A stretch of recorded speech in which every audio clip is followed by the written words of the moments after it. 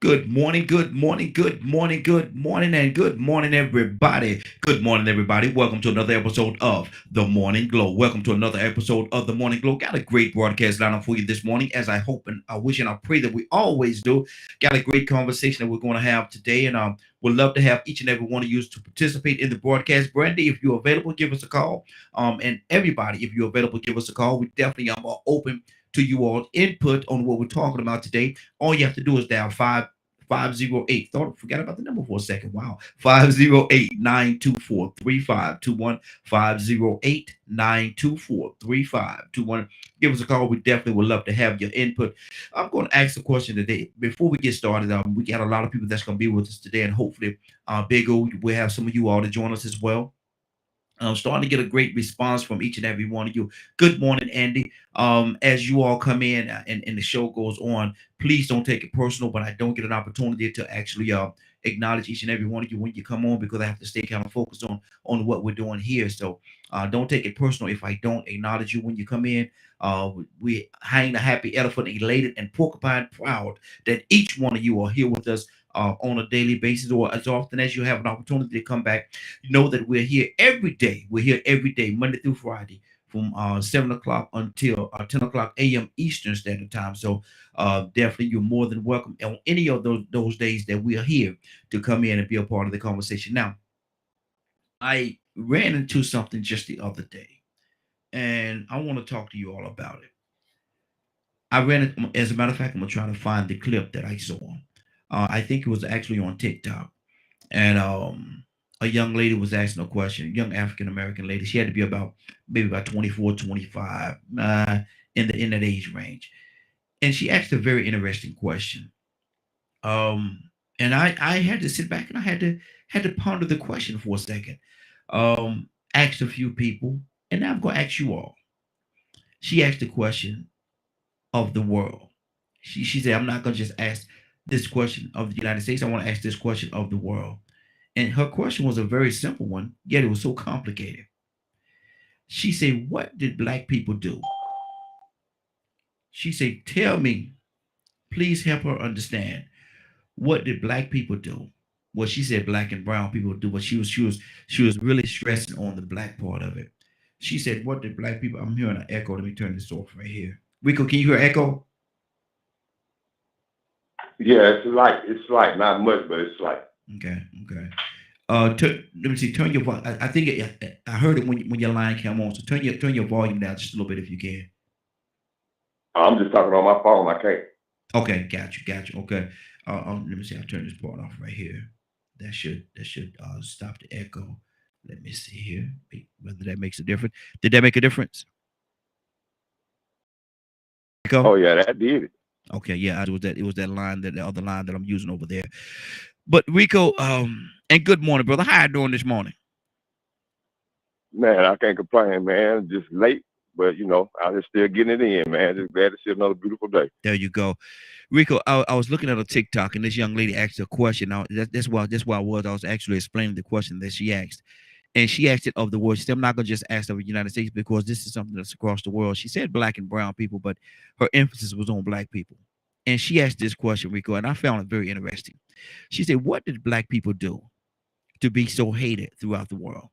She said, we were brought here to America in the way that we was brought here in chains and shackles and treated the way that we've been treated, enslaved, and all these things that was done to us. But what did we do as black people? What did black people do to be so hated in the world that the world, it seemed like every part of the world has such a hate for black people? She asked that question, Rico. How would you respond to that? I asked the person that she's asking the question to. Yeah, yeah. Well, the question itself, that question, what did we do as black people to be so hated throughout the world? I mean, I can't answer that. I like to know the same question. I mean, Exactly. because from the minute I recognized that I was alive and existing, and then I had to share this place with other people and interact with other human beings, I didn't really recognize or pay attention to a color thing until I might have noticed differences in people, Mm-hmm. but I didn't understand how a difference in how people were treated. I just might have noticed that there was a difference in skin tone or eye shape, Mm-hmm. with Asians or whatever. The first time I saw an Asian person, I was like, well, Why they look different? Mm-hmm. You know, it's like even if you see a person with Down syndrome, why they look different? Mm-hmm. So I just had a curiosity why people look different, but I didn't understand that that was a class or a rank Mm-hmm. in place. I didn't know there was a superiority or we were supposed to be better than. I mean, I didn't understand that. So it was a culture shock. I mean, not only a culture shock, a nature shock. You know, Mm-hmm. that concept when it first came across my presence, I Mm-hmm. was like, what is this? Mm-hmm. You know, and so that question right there would be a similar question that I would ask because I definitely couldn't answer that question. I mean, it's completely dysfunctional. It has no logic to me Mm-hmm. when you know you share a planet with these people and you're supposed to be so intelligent enough to understand science and we want to understand how all this thing began, but we don't even understand what it takes to make sure we preserve it because we want to fight each other and go to war with each other and persecute and enslave each other, you know, Mm-hmm. Mm-hmm. exterminate people. I mean, man, to not care about life or to put people in categories and say, well, you know what, since y'all got a different skin color or y'all look differently, we're going to kill y'all. Mm-hmm. Mm-hmm. We're just going to take y'all life and make sure that not only do we kill you, but we make sure that everything that look like you doesn't exist anymore. We're going to make Mm-hmm. y'all go extinct. Mm-hmm. People Wow. that look like you know, that's not logical to me. You know, I mean, maybe when they thought this was only the only place in the universe and the earth was flat, maybe I can understand them thinking like that back then, or when they didn't have any kind of sentient thinking to have technology. But now that we have technology, we're supposed to be civilized, and then we know that there are other planets and other galaxies and stars that can have planets that have life on them, and we Mm-hmm. still on this planet trying to extinguish life. Some, I mean, they want to extend it. Some of them want to live forever, but at the same time, they don't want others to live. Mm-hmm. That's Mm-hmm. crazy. So Exactly. I wouldn't be able to answer that question, but I would definitely, I can understand that question being asked because that's a question that I've always asked. Mm-hmm. Mm-hmm. And see, and that's the thing, and you said in what you were saying, humane. Is that even a humane? Is that even a humane way of thinking? That I'm gonna hate this person because they look different, or I'm gonna treat this. And look at we should be the ones. Truth of the matter, we should be the ones that should be so angry because all these atrocities they were thrust upon us. They did these things to us, but yet and still they want to treat us like we are, like they're gonna be treated or act as if they were the victims and we did something so terrible to them. I don't understand it.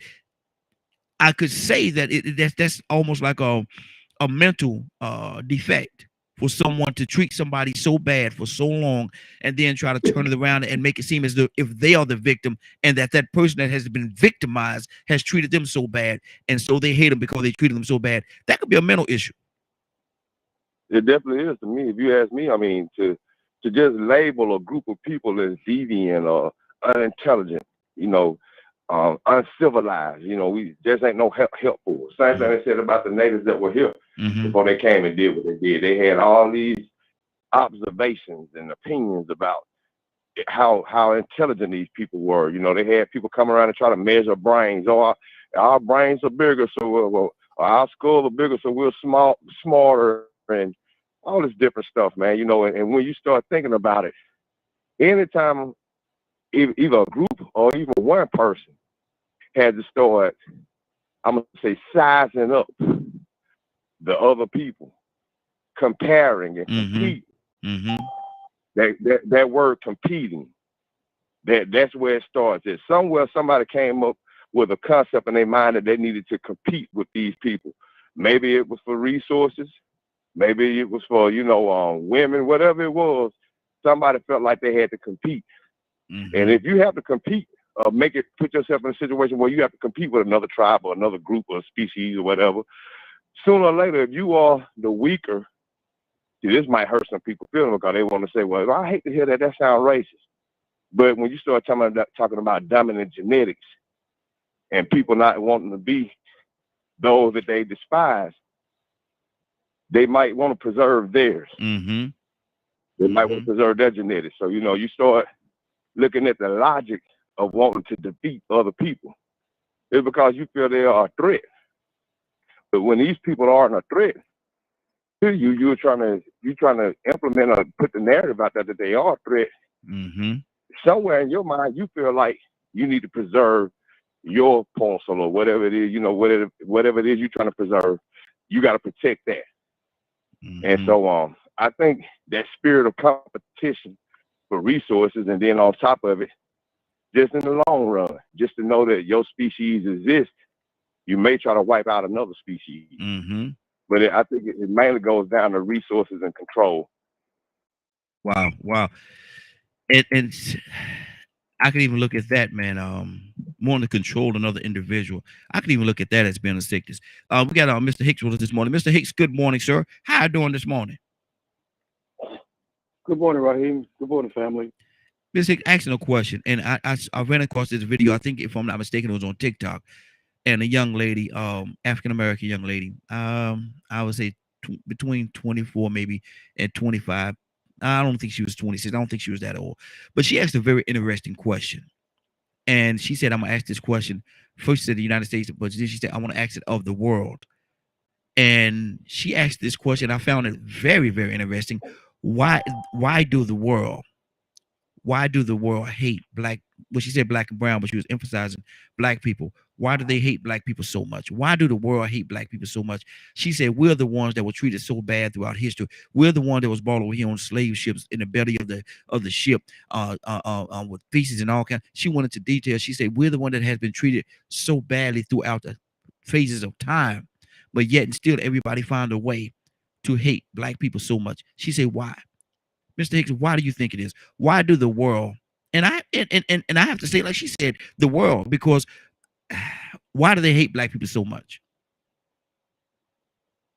It's rooted in Darwin's theory of survival of the fittest, and the favored races. I think that everything is rooted around the belief that the Aryan race is superior than all the other races. And that philosophy is integrated into all the systems. That's when you talk about critical racism. When they talk about that, in essence, they're talking about this element, the element that for the very origins of this civilization, this current civilization is based off of Darwin's theory. And the eugenics movement didn't just focus on us. It's focused on what they call the cracker, which is a historical thing coming out of Europe. And basically, if you didn't own property.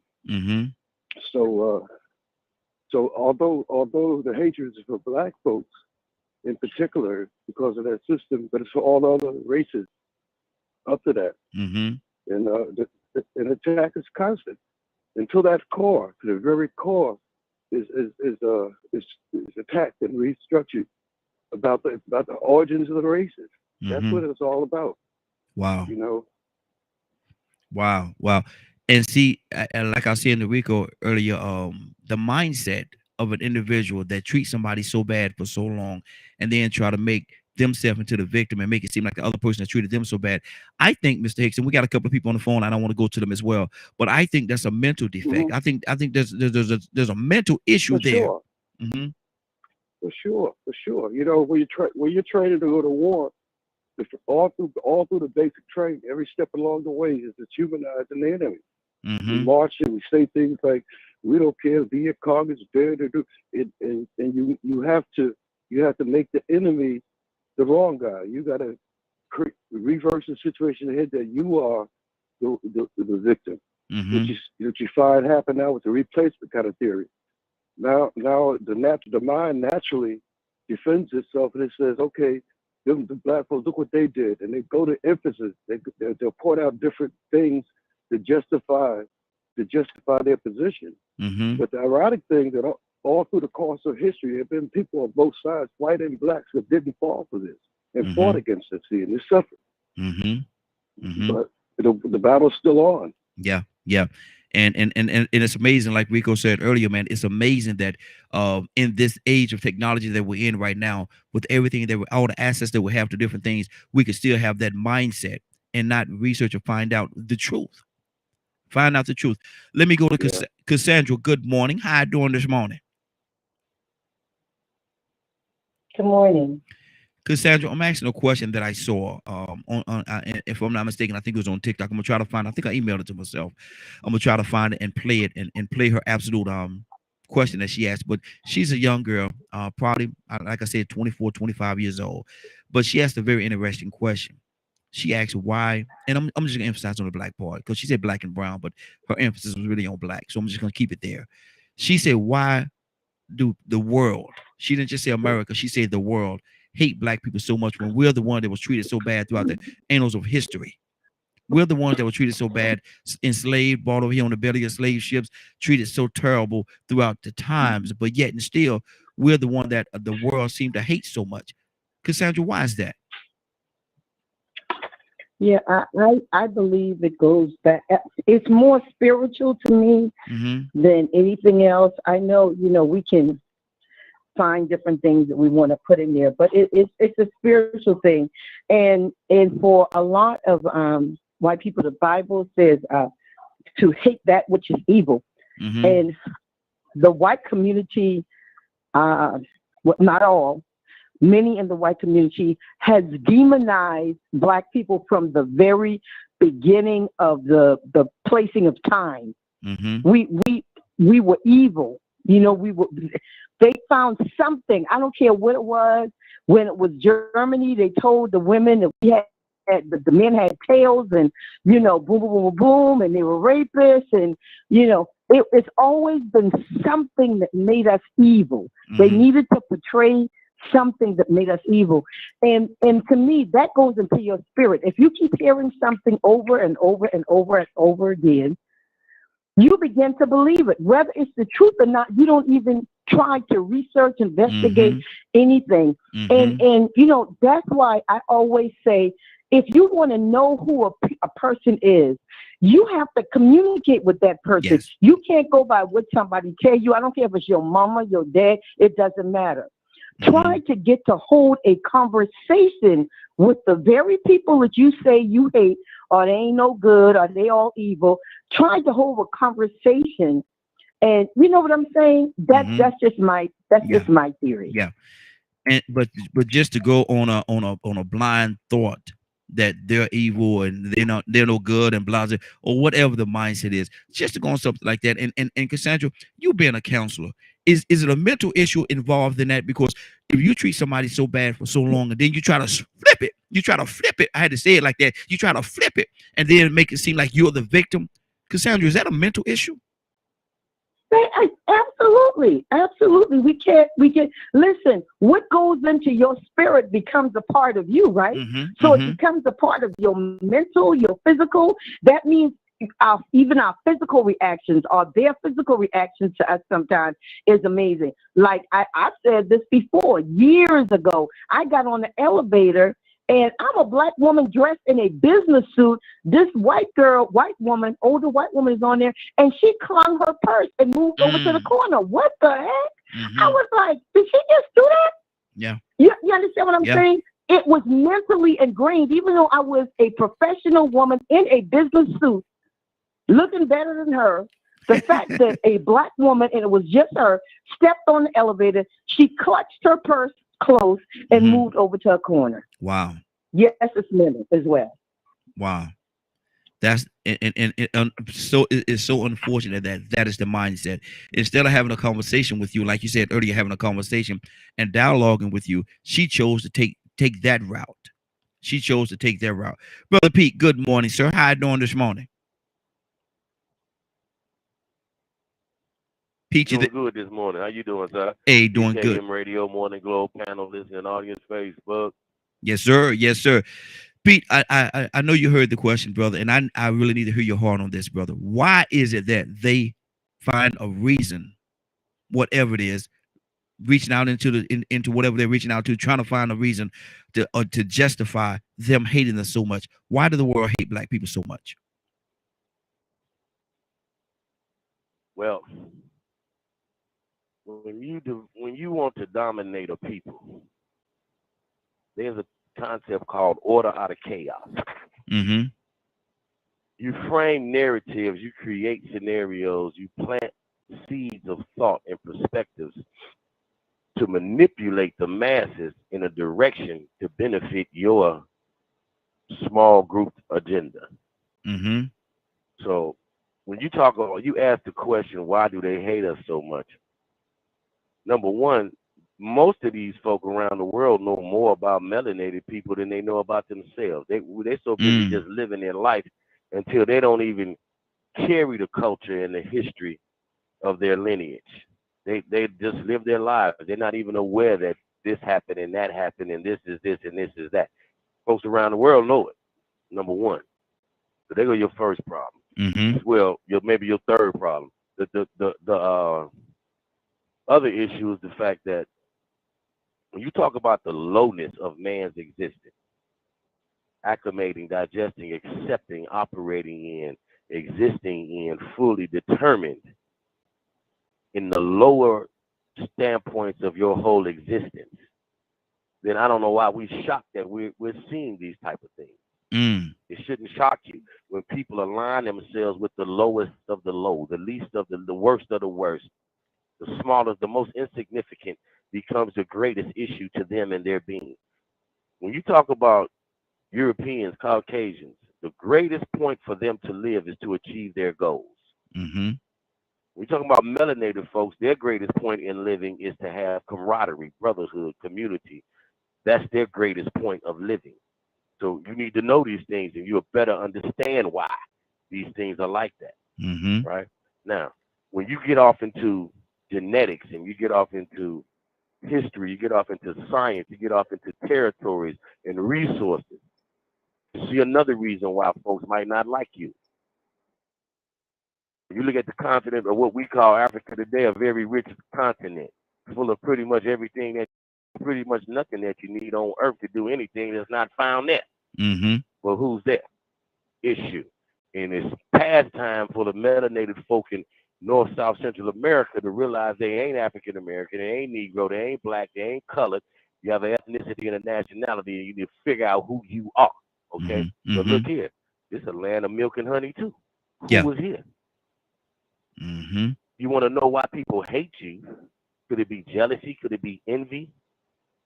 Everything's spiritual in its origination, looking more like you than anything else. Everything, all of it, period, throughout the annals of two-legged human beings walking around is looking like you. Mm-hmm. You don't know that. A whole bunch of folks know that. You think maybe that's some of the reason why?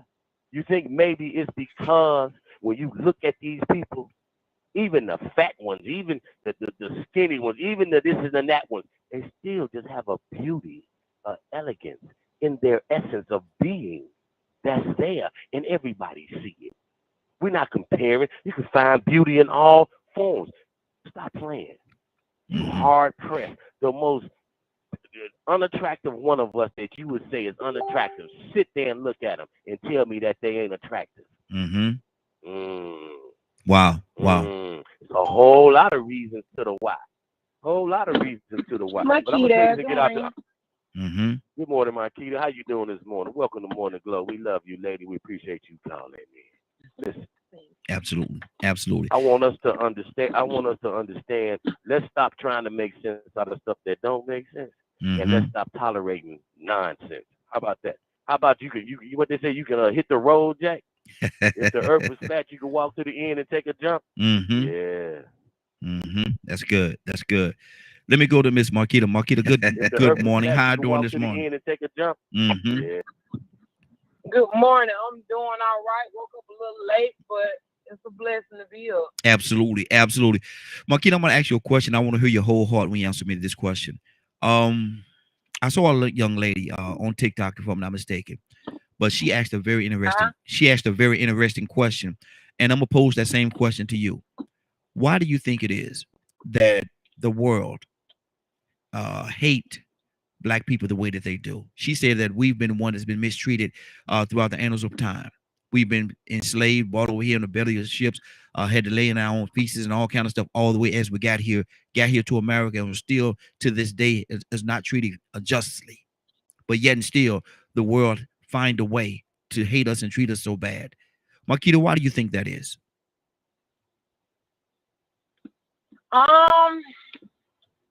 It's for me. I guess it's kind of hard to say, but I believe I'm gonna first say because first of all we're very different, from the other races. But I think the reason why it goes on today, I can speak about that, because we continue to have that mindset, that they posed on us from way back. Mm-hmm. So I think that's the reason why they continue to treat us that way, because we keep showing up that way. Wow. Until we change, people will look at us different, and they won't put us in that box, because I've, had relationships with other races, and I didn't see them that way. And the ones that I came in contact with, they didn't see me that way, And hey, I don't know if it's because of the color of my skin. I'm black, but I'm mixed, but I'm black. So I don't know, but I think it's just a mindset thing. That until we change and show up a different way, people are not going to see us no different. Marquita, if you don't mind, I'm gonna be the question asker for a second, so don't take anything personal what I'm about to say to you. I'm saying all out of love and respect for you, sister. So don't take it personal. But am I hearing you say in a roundabout way that we're responsible for the way that they treat us, in the way that we act, and different things of that nature? Is that what I'm hearing you say? That if we act differently, they'll treat us differently? In a sense, I'm not gonna say wholeheartedly that is the main reason. That's not the main reason. But I will say that, if you as an individual, if you act different, not collective, but as an individual, if you're not acting in a sense of how they see us, then yes. Okay. Rico, what do you say to that?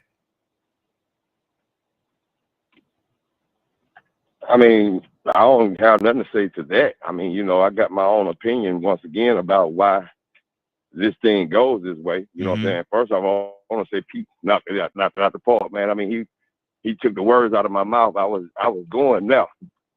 See, sometimes we just have to get to the basis of how human beings act and respond. But when we say we need to wake up, we ain't just talking about waking up mentally, but we talking about waking up spiritually too. Yeah. But we know as human beings, anytime we go in the atmosphere or an environment trying to just live or survive, and people just hate you or have some animosity or malice towards you for no reason, there is a reason. And there's something about you that they envy or don't like. Obviously, there's something about you they don't like. What is it that they don't like? I ain't did nothing to them. Yeah, and see, Rico, that's my point, and that's a part of my question to you right there. If they don't even, some that don't even know us personally, don't like us, so I don't think it's anything that we have done. Like I say, maybe somebody that look like us maybe done something to them at one point in time in their life, but so have other people that don't look like us has done things, but they don't approach it in the same way. Well, I was going to get to that. Thing is, it turns into a way of life. You know what I'm saying? See, this is what it boils down to. It didn't start all around the world. It started with one culture. And that one culture, they envy something about us, something that we don't even realize. Pete said it. There's other people around the world know there's something special about us black people that we don't even recognize and we don't respect it. Because we out of order, because of the conditions that we live in. So these weren't people that we're talking about that started this classification system. They came from somewhere where, if we understand history correctly, they got separated from everybody, whether they were banished or just somehow got separated. And they had to live under some very severe conditions where it was every man for himself. The conditions weren't right. It transformed them. It sort of mentally messed them up. You know how you can get traumatized in traumatizing conditions. And they were near some mountains they called the Caucasus Mountains. And if I ain't mistaken, it may have been very cold and barren. It was. And very hard to survive. Somebody said it came out of caves. Yeah. Imagine how mad and crazy you can get. and dysfunctional you could get trying to survive. But this is your way of surviving. This is your way of life. Fighting for resources with animals, bears, and look, they made movies about it. Although DiCaprio killed a bear and climbed up in his belly. They do some wild things to survive. Cause they had that might have been a very traumatizing environment they were in. But then they got educated. They got lied by Moors.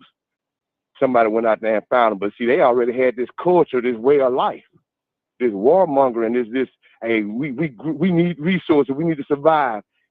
Dog eat dog mindset. We fighting with animals and everything they live for resources. Well, over here where we are, like Pete said, we were about camaraderie and community. So they went around the world. We call them colonizers. They went around the world, dominated with weapons, conned everybody, got in good because they had to learn how to manipulate people to get in good with them and kill them, just like they had to learn how to manipulate animals. They had to learn how to be like lions in the environment they came from. So then they started envying these resources. As they colonized, they realized, man, these people got pretty gold things and they got on clothes, they dress. Look how we looking, look how they look in these Moors. Teaching us how to bathe and how not to sleep with animals, how to hygiene, how to brush. I mean, they teaching us all this stuff, man, and it does seem a little better, but we done had decades and centuries of this culture trying to survive and trying to fight for resources with animals, living like animals, because we competing with animals. So when they started finding out how to get away from here, once we gave them that platform, we probably taught them how to build boats. Since the Moors came over and taught them, they went around and started seeing other resources, and they were like, man, you know what? I think I want some of this. So that's where the nature of self-indulgence came in. Hedonistic behavior. Let's go to war. Let's con these people and take what they got, because they using it wrong. You know what they could use this for? You know what they could use that for? And they went around the world and did it. They did it in China. They did it in Japan.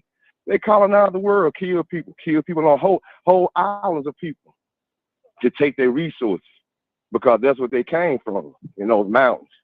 So now here it is, not only that, as they get more and more technological, they start understanding something special about this melanin. They even say melanin is chlorophyll on steroids. That means we're more important than plants.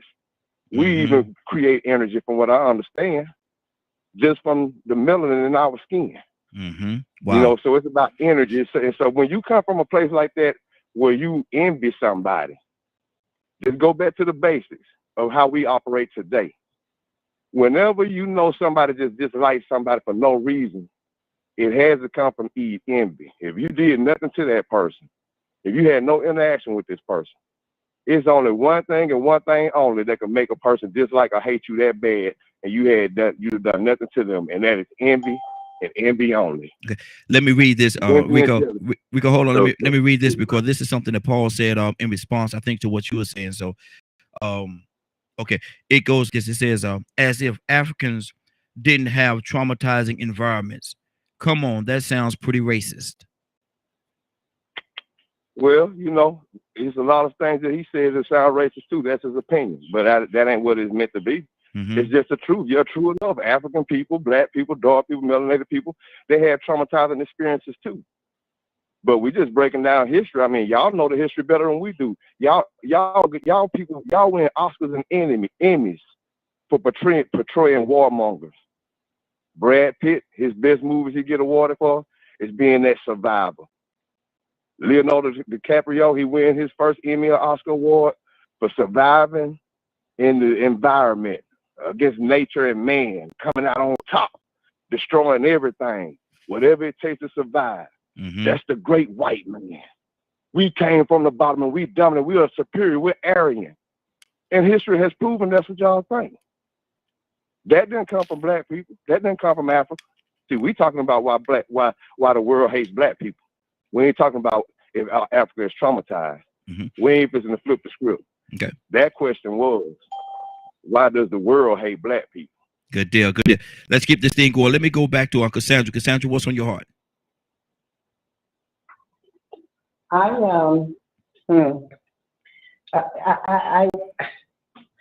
If we can answer this question and get a resolve to it, we can change the world. I mean, just being honest. Because let me jump in. Let me jump in for a second. Let me jump in 1 second. Let me Cassandra, what do you say? Because my sister, man, Makita, she put a good question out there. She said that if we were to act differently, if we would act better, they would treat us better. No. We've always tried to fit in. Come on now. We've always tried to adapt to the communities that we were in. Even when we were slaves, we tried to adapt. You had Black people that tried to adapt. So no, it doesn't matter. Listen, you can be, I'm going to use this. You can be a pro ball player, right? Mm-hmm. Making millions of dollars or hundreds of thousands of dollars a year, driving a Lamborghini or whatever those cars are, and you can go into a store and somebody treats you different because you're Black. Period. Yeah. Period. Yeah. I mean, you got a Black card that you can buy anything in that store or buy the whole store. What the kid did recently, a rapper, went into a shoe store and bought everything in the store. Mm-hmm. So we can't know. I don't care what we do. If a person hates you, they just hate you. They don't even have to have a reason. Mm-hmm. Wow. That's good. Let me go. We got a few more people that actually just came on the line. I want to touch them as well. Everybody else, please be patient. We got quite a few people on today, so be patient. I'm definitely gonna circle my way all the way back around and touch everybody. Joseph, you're next on your next, brother. We're asking the question: why do the world hate Black people so much when we're the ones that has been treated so terrible throughout the annals of time? Brother, what's your assessment of that? Well, I think one reason is because we're the original people. When people left Africa and spread out throughout the world, they started there. And when you look back at religion and much of those things that were invented, it comes from that part of the world.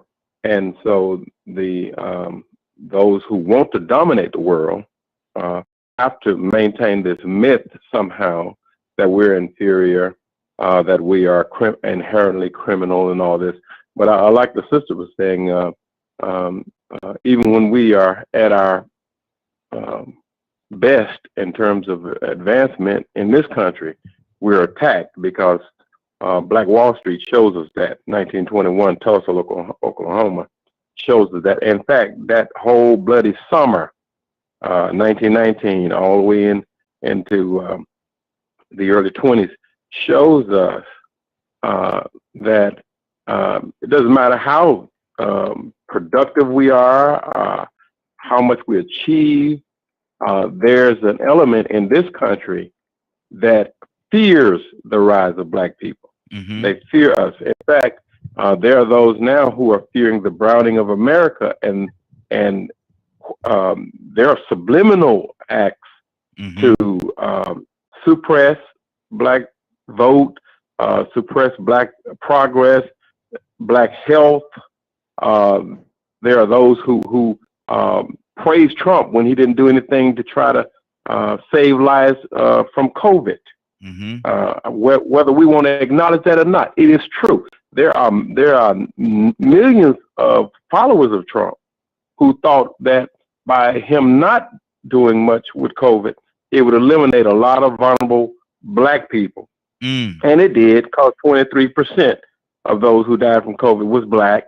And but many people suffered from COVID, white and Black and other races. So it wasn't a wise thing, period. When we treat each other right, I think we'll have a better country. Mm-hmm. Mm-hmm. Wow. Yeah. That's good. That's how I feel about that. Good deal. And we got a lot of different opinions on here, but I want to go back. We got another call. I'll go to the caller next, but I want to go back to Makita. Makita, do you want to the comment that you made about if we act better, they will treat us better. Listening to what a few people have said, is that still your stance, or do you think where's your heart on that part? I think from what everyone else has said after that, I think it's coming from a different way, or I see the question a little bit different. Mm-hmm. I mean, I don't know. It's because I look at it. It's really from person to person for me. But when it comes to why the world hate black people, if if you're talking in a person can hate you because of their misery. You know what I'm saying? Yeah. A person can hate you, like they said, because they envy you for what you got because of what they may not have. You know, I honestly just think that is in general. I just don't think that it has a lot to do with black people, and like the gentleman said, it's all about us treating people right and really being able to come together. And that's one thing that black people ain't learned to do that. Wow. So I mean, I see the question from different varieties. I agree. From the standpoint of where it's coming from. Yeah. Okay. So I mean, I just think it's a general thing. Okay. Raheem, Yes.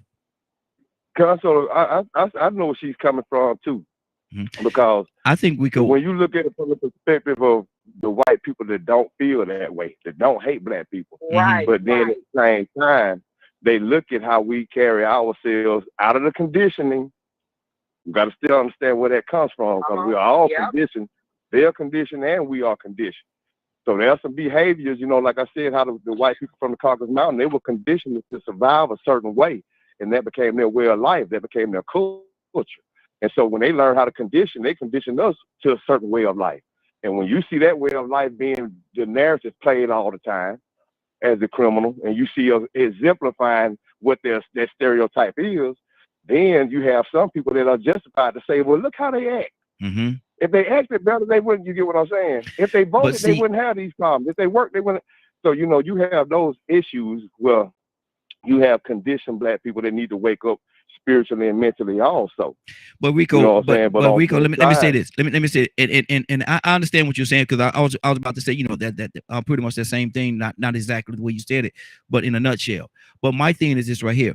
If those very people that are feeling that way, that have that mindset, turn the mirror around to some of the people that look just like them, they'll find that same thing. Now, are they gonna feel the same way about people that look just like them, or are they gonna ostracize them and say that they're this or they're that? They're not gonna do that. But they're quick to do it to us. I mean, they could turn the mirror around and while they're looking at us, they can say, well, you act this way, you do this and that. That's why we treat you. But there's so many people in their community that act that try to be black and act black and do the very same things, but they're not ostracized. They're not treated in the same way. So you can't treat one this way and not treat the other that way. I say all the time on here, man, I don't care if you don't, and I do care that you treat me or don't treat me fairly. I'm gonna use that as an example, but I don't care if you don't treat me fairly, long as you treat me the same way you treat everybody else. They're not treating everybody the same. They'll look at us and we'll be the scum of the earth doing something that somebody that look just like them or do the very same thing, and they'll get a pass. So let's call it what it is. It's double standards. It's hypocrisy. That's what you call that. You call that a double standard.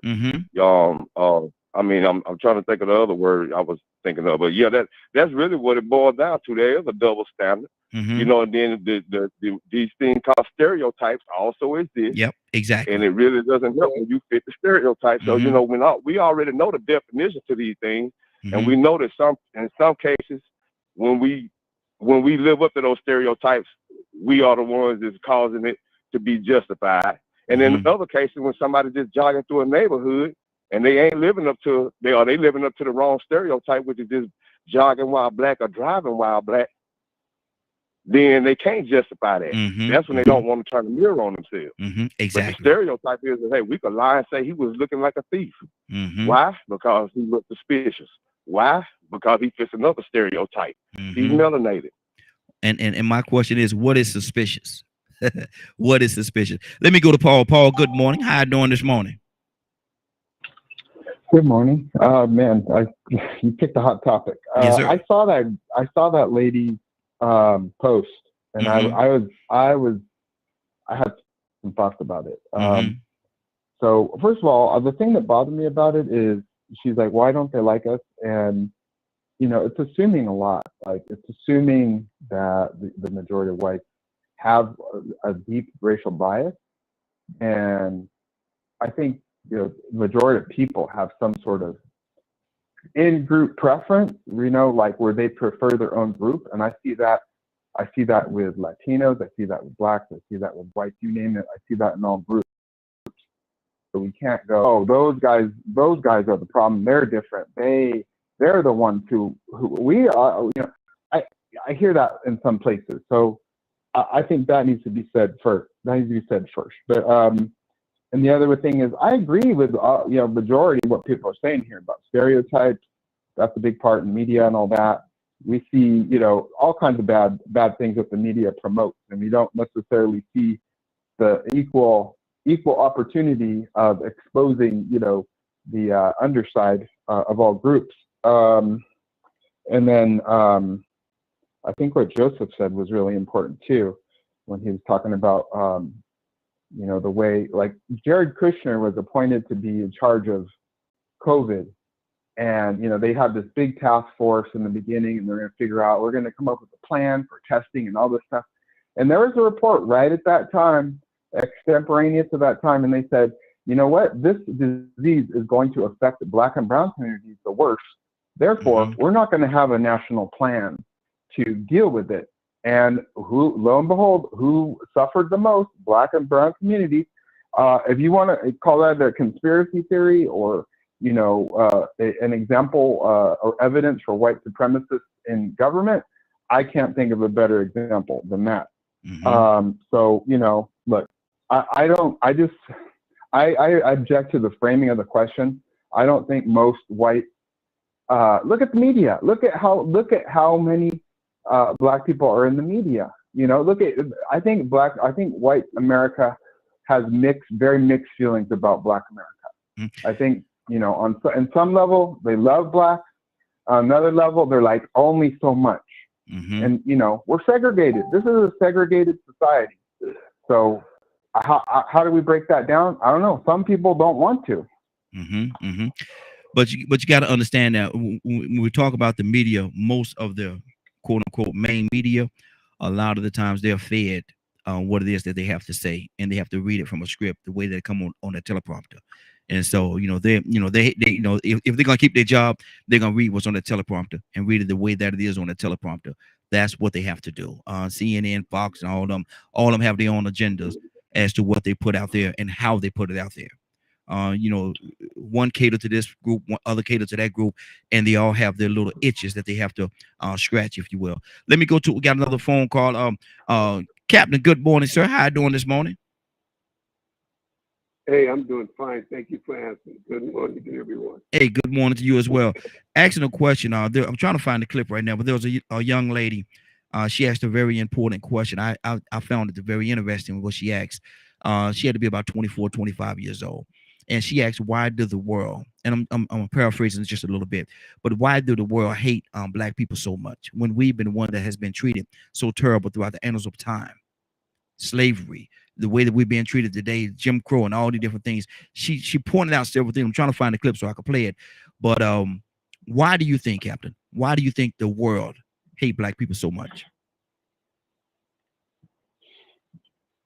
Well, I think I'm right here. Let me say this. I'm right now in Saginaw, Michigan, in my man, Dr. Leonard's neck of the woods.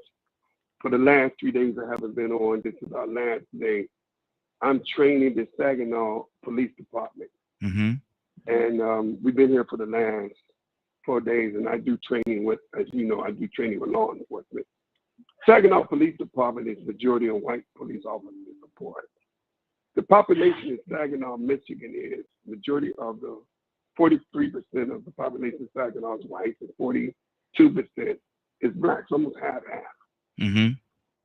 There was a lady that made a statement, one of the officers yesterday, that, you know, we always ask every officer, you know, what do you like about the job, and who you interview that. And the white female officer said, I like to catch the bad guy. So I didn't let her get away when I said, excuse me, ma'am. I said, officer, her name was Desiree. Officer Desiree, I'm going to give you a pen and go to the chalkboard and paint me the picture of the bad guy. And she said, you like to catch the bad guy? And she got startled. And I said, do the bad guy wear black? And she realized that you can't paint the picture of a bad guy because maybe you have to paint a picture of a police officer. Then I said to her, the majority of the people that you arrest, that you call the bad guys, what color are they? She got quiet. She said, black. So now, if you say you like to catch the bad guy, if your mindset begins to be molded that black men are the bad guys, and she got quiet. I said, now, are you a racist? Because you like to catch the bad guy? Now, when you go back to the question that you asked, do the world hate black people? Do you know what we deal with in law enforcement? Them law enforcement men and women are part of a culture. And we call that culture the beast. And America has a culture, a sick culture. And it's that culture that twists them to look at people in categories, them versus us. It's the same way with America. America got a sick culture. And her culture has been based upon white supremacy and white privilege. Now, they don't want to say that. But if you want to justify how you have treated the people, either two things you're going to do. You're going to either accept the fact that you had, over the many, many centuries, abused people of color through slavery, and accept you was wrong, accept the fact that you treated other human beings as if they were savages, or you're going to justify it. Listen to me. Or you're going to justify it. Or you're going to have to be say they savages, they ignorant, they don't need it. You have to justify. Two things you're either going to do. You're either going to admit that you're the savage, you're the beast, by how you treat another human being. How could you treat another human being the way you treat black people and you call yourself a human being? No human being can do to another human being what you've done to us. You're the savage, but then you want to say black people are savage. No, I don't think so.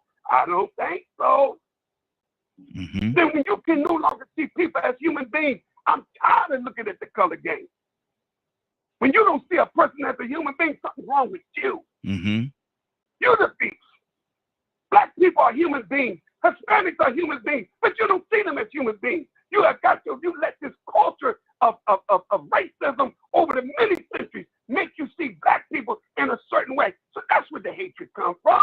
They don't hate black people, Raheem. They hate themselves. Wow. They hate themselves.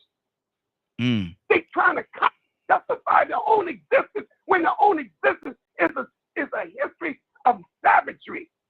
They don't want to talk about how we found them in the caves of Europe, walking around. We don't bring that up and say, we found y'all like beasts on all fours. You didn't even know how to bury us. Don't let us tell you about your history. Show us a glorious history, white people. Show us your history when you was glorious. You ain't never been glorious. There's no people on the planet. And that's why in the Queen of England right now, they are opening up a can of worms. All of the black colonies, all of the colonies is trying to get away from the British Empire because the British Empire had represented nothing but slavery and thievery and theft. These are white people. This ain't us. You're the thieves and the robbers. You're the ones steal people. You're the ones steal people's guns. You're the ones take people's reasons, not us. And you got the nerve to say you hate us? No, you don't hate us. You hate your damn self. That's what you hate. We ain't did nothing to make nobody hate us. Nothing. We victims. I'm sorry, man. That's my Good deal. Mr. Hicks, what's on your heart, sir? Yes, sir. Wow. Heavy conversation. Yes, sir. The question, I didn't see the skit, but it just brought me in mind a sort of personal kind of situation for the last 2 years. You know, when you're 73, that means you got a bunch of grandkids and children are growing up. And inside this family dynamics, there are things like one grandchild's cutting an arm and another one's talking about committing suicide. And they all, and when I try to counsel and talk with them, I try to point out one thing, that you're seeing yourself as a victim. And I see that what that question is a victim mentality. A mentality that we are the only people who have suffered from this structure, from this Darwin theory, that we, the black people, we suffer more than anybody else. But when you look at history, you see how the Chinese, the largest massacre of people in California was the Chinese who worked on the railroads and had the shops. When you look at the Irish who came to this country, no niggas, no dogs, no Irish, the Italians. So I guess once you try to single yourself as a victim, you see yourself as a victim, you do what victims do. You want somebody to help you, to save you, to come and help you. But I think that that's the problem. The problem is that this system, this conditioning of eugenics, racial definitions and philosophies and mind control, all of this stuff evolved from that very source of Darwin's theory of evolution in the favored races. So this system took a long process to get in place that it is now. It will be a long process to get it out. But I think the first thing, the biggest point, when we as people stop seeing ourselves as separate identities and matching my pain with your pain and your pain, we all suffer. It says in the scripture, and I just get a little spiritual for a second, he came to set the captives free. That said, everyone born into this earth, born through a woman, is born through a world at war, born into a world that's ruled by an enemy of you as a being, trying to take away everything you have, your faith, your belief. The sister who said that thing, I understand it correct what she's saying.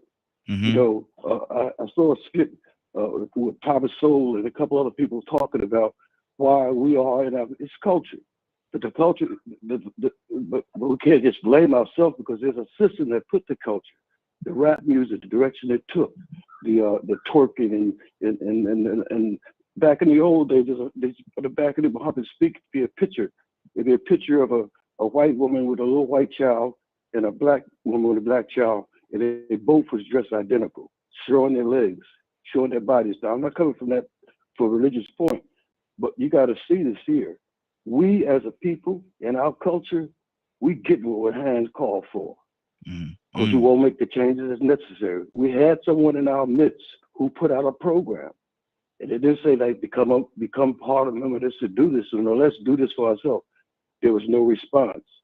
Then when we got outside response from another country, Gaddafi, who we sat around and watched them just kill and put them on television and kill the kitten. And just the thing about this COVID thing, I heard Paul put out those things, and I read them things. I read both sides. I listen to both sides, and I critically think myself through it, just for my own peace of mind. But down in Florida, DeSotis, he didn't shut down the schools. He didn't shut down this country. He didn't shut down this state. And now if we look honestly, all the things coming out about the COVID and that whole thing, you got to see it was a trip. It was important. People died. But look at it. Open your eyes, look at it clear, get rid of your bias, get rid of your party authorities, just look at it and search for the truth. The truth of the matter, it was weaponized as a political weapon against everybody. Wow. And we had people died in hospital that couldn't even sit there with their parents on the last leg because they were saying you can't do it. They was patented the counts of who had COVID. But yeah, we all got different shades. We got different came through different cultures. But until we get to the point to look and see that we're human beings, and you can tell who the human beings are, and then the other ones that stand out, it's, like Scripture said, separating the calf from the shaft of that last day, because you can't tell. But just people walk around in the midst of us. We think they're human. They look human, but they're not. Wow. 5089, and that's a deep comment what you just made, man. I hope people heard what you just said. That was powerful. 5089. I want to correct on something that okay. said. I want to correct. Okay, hold 1 second. Okay, hold on 1 second. Let me put the number out there. 508-924-3521. 924-3521. Give us a call. Want to be a part of the conversation? Definitely, you're more than welcome. And I would love to have some of my Caucasian brothers and sisters to call in as well. Tell me, why do you think, from your standpoint, why do you think the world hate black people so much? Captain, go ahead. Now, I just want to correct Brother Hicks. He talked about, Muhammad speaks. It was right. There was a family, white girl, and they had a black. They both were the same thing. But you remember, Brother Hicks, the messenger put that on it to show the influence that Caucasian people have on our dress. The black was trying to find some duplicate. That's all. It wasn't that where they are, but he was showing them how the influence of Europeans have on our people in their dress. I just wanted to say that. But it was point certain things. I like that. Absolutely. If we get to that, all this other stuff will come to an end. Absolutely. Absolutely. Badger, good morning, sir. How are you doing this morning? Good morning. Badger, talk to me. You've been listening for one. I want to get you the gist of the conversation. Now that you have it, man, why do you think the world hate black people so much? I don't think that's hard, because in general, I don't think it's hate. What do you think it is? Because in my experience, and with all the people that I've talked to around the world and stuff, most of the people that I've heard have issues with black people are under the illusions and nonsense of either the mark of Cain and all that junk. The reason the economy's so jacked up is and that whole toxic redirection illusion BS. And then you got the folks in power that is constantly doing systematic racism. And then you get the people that are KKK, Aryan Brotherhood, and so on and so on, the neo-Nazis and,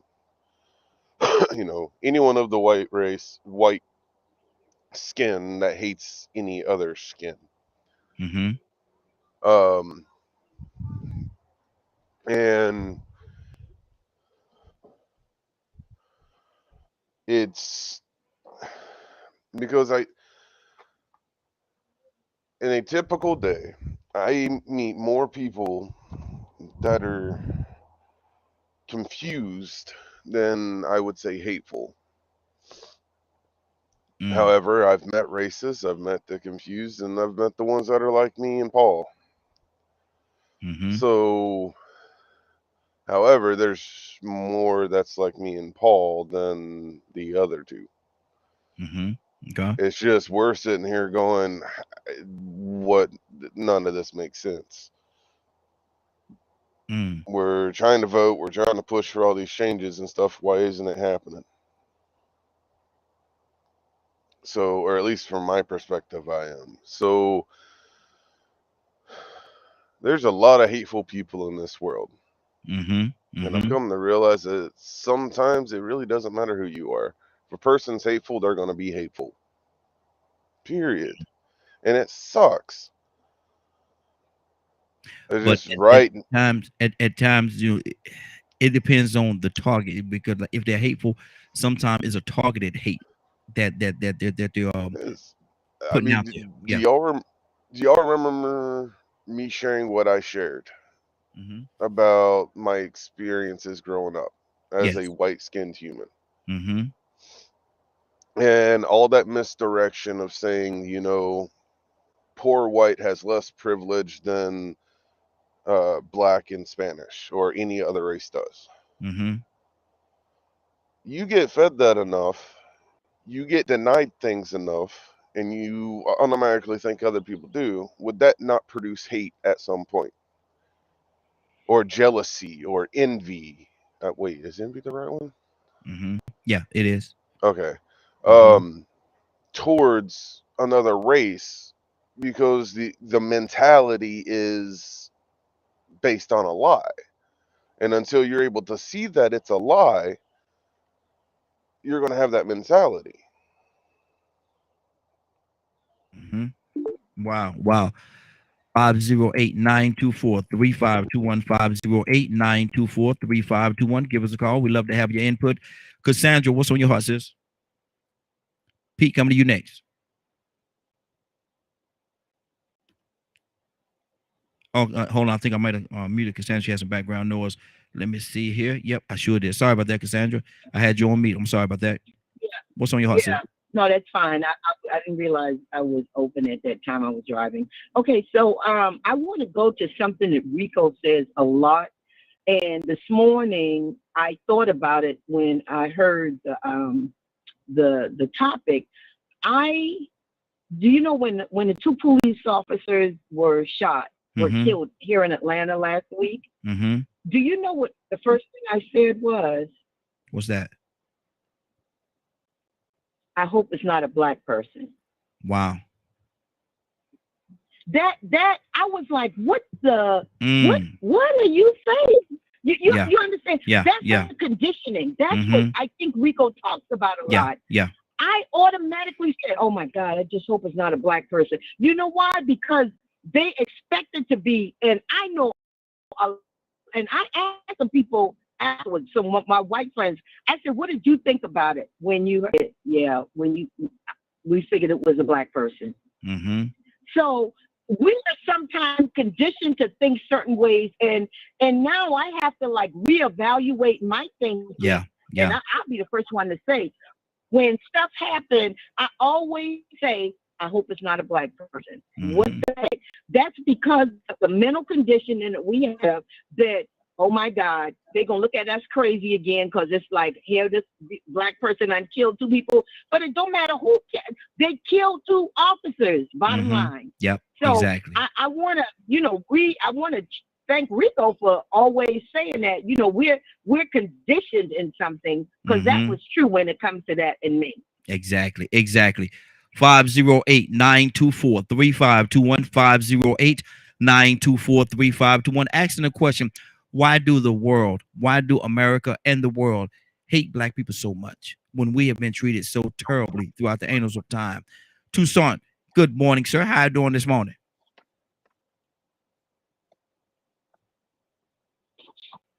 Well, I was doing all right before I heard the subject.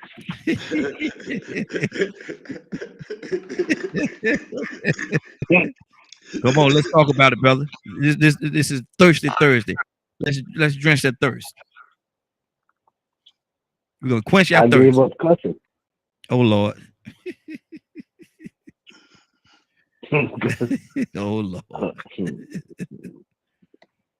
What's on your heart? I don't know how to get into this conversation because do you think is it a reality? It's a norm. It's a norm. It's normal. Wow. It's normal and acceptable. I don't know.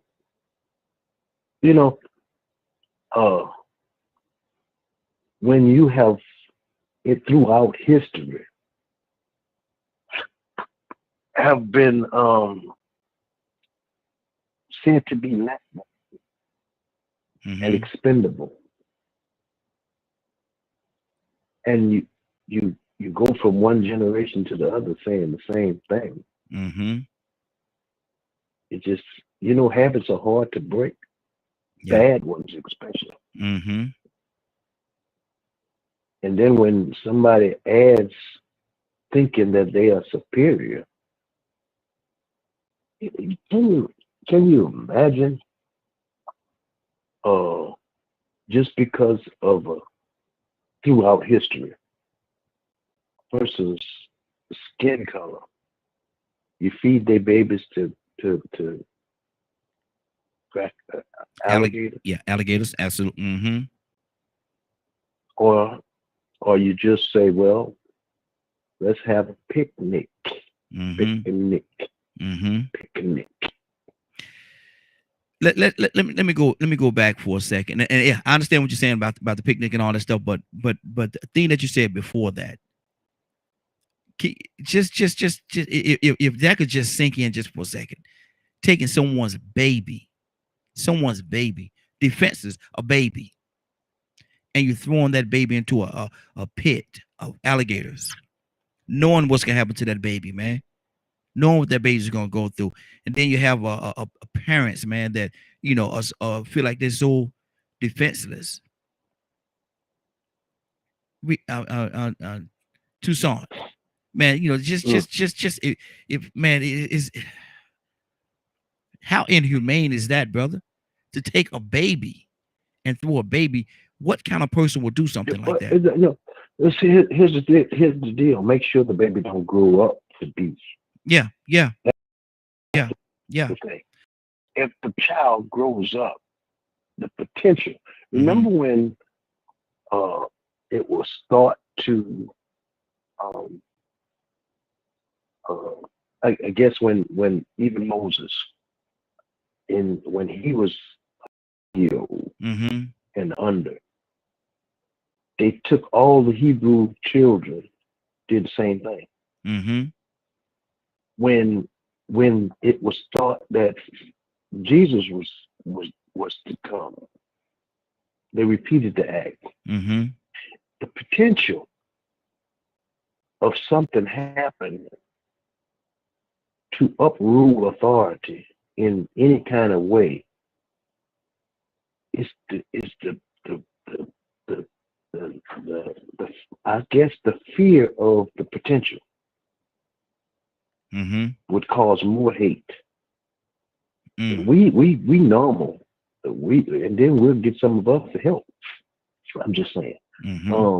But we already have a crab-like mentality. We already got that. But then you get others that feel like, because if they ever rise up, then they have the potential to run this thing. So take the possibility of them ever heading in that direction. That's not that window. And start them off start off with their children. To inflict fear. And then, sometimes you say, what else they do? They have a hope and a belief. So burn their church or their mosque. Wow. Blow that sucker up. That inflict something else on them because they believe in a superior power. So what they look at too is their churches and them, So set them jokers afire. Wow. See, I'm just saying. I'm just throwing some stuff out there. 508-924-3521. 508-924-3521. Gonna go in this order. Gonna go Pete, Joseph, and then Rico. Everybody be on standby. We're going in that order. Pete, what's on your heart, brother? All the stuff that we're talking about, let's put it in an outline form. It's not, the topic is not why do they hate us? The topic is domination. Everything everybody's mentioning, reframe your interpretation in the context of the subject matter. It's all about domination. When they brought out their form of Christianity, it was not to enlighten the being and bring them to a purity in their existence and perfect themselves. It was to dominate them. Period. That's what it was for. You leave this society right now. If anybody on the line in the listening audience has had the privilege to leave North America, what you call the U.S., and go to any other outlining minor islands or places that people choose to go on vacation or holiday, as soon as you get there, there's a refreshing that takes place, a relaxation, a peace, a calm, you can now enjoy yourself, and right now in this moment, and for those couple of days or whatever the term are that you're there, you just have such a great time. Why is that? It's the system in function and the culture of the system in function here that creates the chaos and all the derivatives of the demonstrative demonic nonsense that we're talking about and deal with here. We definitely want to point out, everybody light skin ain't hating. They're not hateful. They don't just dislike you. Blah, blah, blah, blah, blah. It's not everybody. Okay, so don't do that, because when they overemphasize the most negative elements of our people, our culture here, right? That's not all of us. That's just, those that do it. It's not the majority. So we don't want to throw people into categories, but what we want to understand is the subject matter is domination. Period. If I want to dominate you, what am I willing to do? What must I do? What must be done? What must take place? What must be in place? What must be maintained? What must be reinforced in order for me to stay in domination of you? Wow. That's what you did. That is what we're dealing with. The over policing. The police not even in the Constitution. They're a standing army in the United States. And if you read the Constitution, you will see that it's actually illegal. Whole nother subject. Come on now. Stop playing. It's about domination. The inadequate health care, inadequate resources for education, domination. Inadequate resources for employment. Why is the massive numbers of melanated men they call black African American in this country making $40-something thousand? Well, they need to educate themselves better. That's not why. It's because it's systematically desired that you stay there, because then it creates a whole nother set of conditions that we want to be in place. Why? So that we can continue to keep the system going in the direction that it's going. Domination. Domination. Now, my dear sister said, if we act better, right? Okay, well, if you show yourself to be civilized, you would hope that other individuals would treat you civilized. Some cases could be true, some cases it's not. But the fact of the matter is, who gives a hoot? You have to treat me with respect, regardless of how you see me, how you feel about me, or anything else. If you don't want to receive disrespect, then don't bring forth disrespect. If you want respect, bring it. And that's it. That's period. We're talking about domination and us accepting domination. Some of the outrageous things that go on in this country only go on because we're not willing to deal with it head on as you trying to dominate me. That's it. I don't want you to apologize. I want you to apologize to my face. I don't want you to just apologize to my face. I want you to take a knee in front of me and then look up to me and apologize. Look, dude, I done told you a trifling behind. I'm going to give you an apology. Now I'm going to have to give you another apology because I'm about to assault you again, even more aggressively. Why? Because I don't tolerate foolishness. That's why. Good deal. At some point, you got to put all this nonsense to the side. We are about community, camaraderie, the relationship in your being as a being. That is your height of your beingship. When you can have camaraderie. Their genetic height is to achieve the goal. Now, do you understand why it's like it is? Because the goal is domination. It's not all of them. Do they benefit? Are they positioned through the function of the system up under the subject matter of domination? Yes, there could be some positioning. It doesn't mean that they agree with the system in function or the mindset of the agenda in function. But it doesn't negate the fact that they have positioning, and their positioning may be better than yours. And that's a desired condition of the subject matter, domination. Good deal. Good deal. Domination. Stay right there, brother. Don't go nowhere. Stay right there. We're going to keep this thing rolling. Joseph, what's on your heart, brother? Rico, you up next. I agree so much with our brother about domination, and that is what it's all about. And then, I was thinking, you have to otherize people and dehumanize them in order to perpetuate injustice against them. That Officer Chauvin, he was able to keep his knee on George Floyd's neck because they otherized him, made him out, they dehumanized, took away his humanity.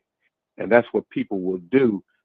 Even in this country, as African Americans, we have always suffered a backlash every time we make a small increment forward. I mean, even coming out of slavery, and I know there's some history scholars on here who could correct me. I guess Reconstruction period lasted, maybe 13 years or whatever, when blacks were elected to office and different things. And the Freedmen Brewery was helping educate some of us so we could participate and carry out our civic obligation.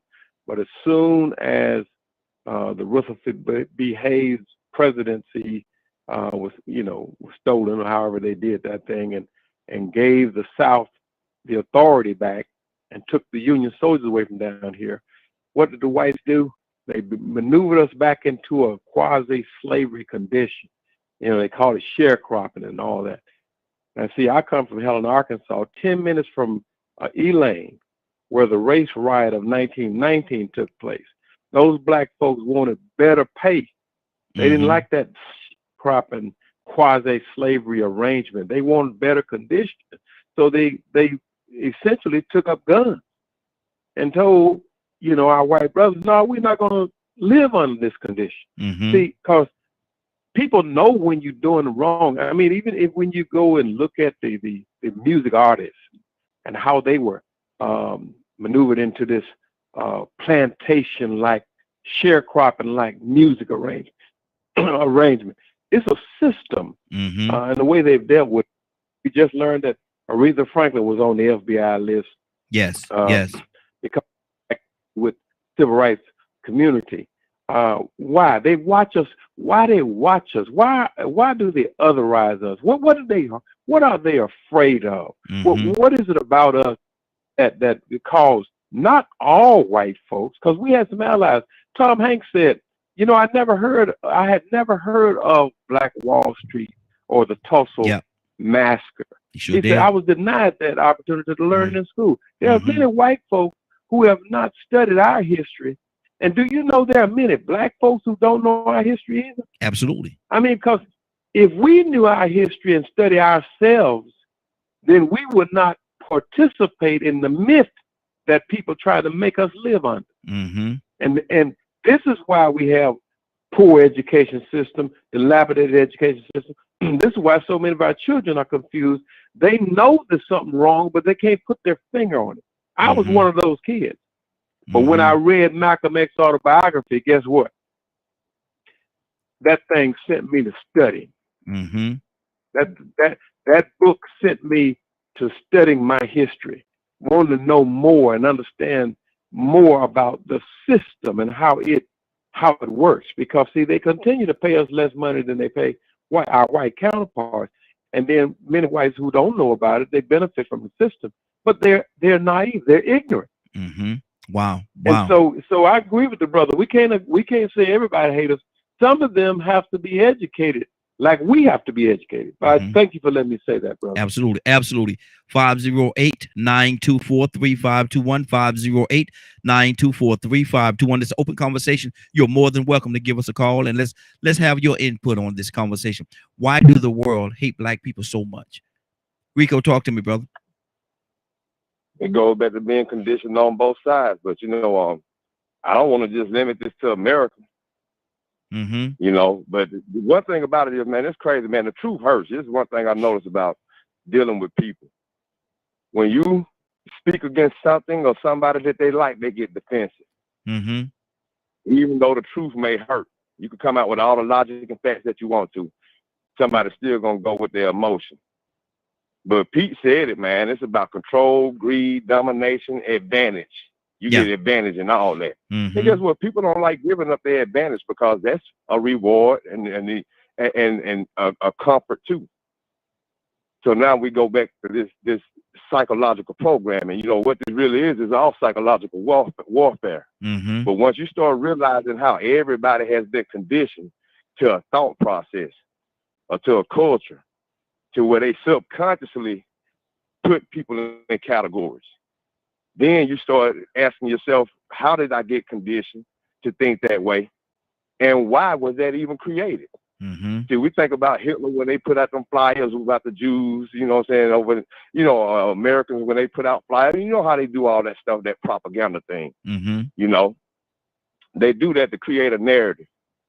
But these people that we're talking about, they are the same ones that went to Africa and created a system where they cut off people's hands and killed 10 million people in the Congo.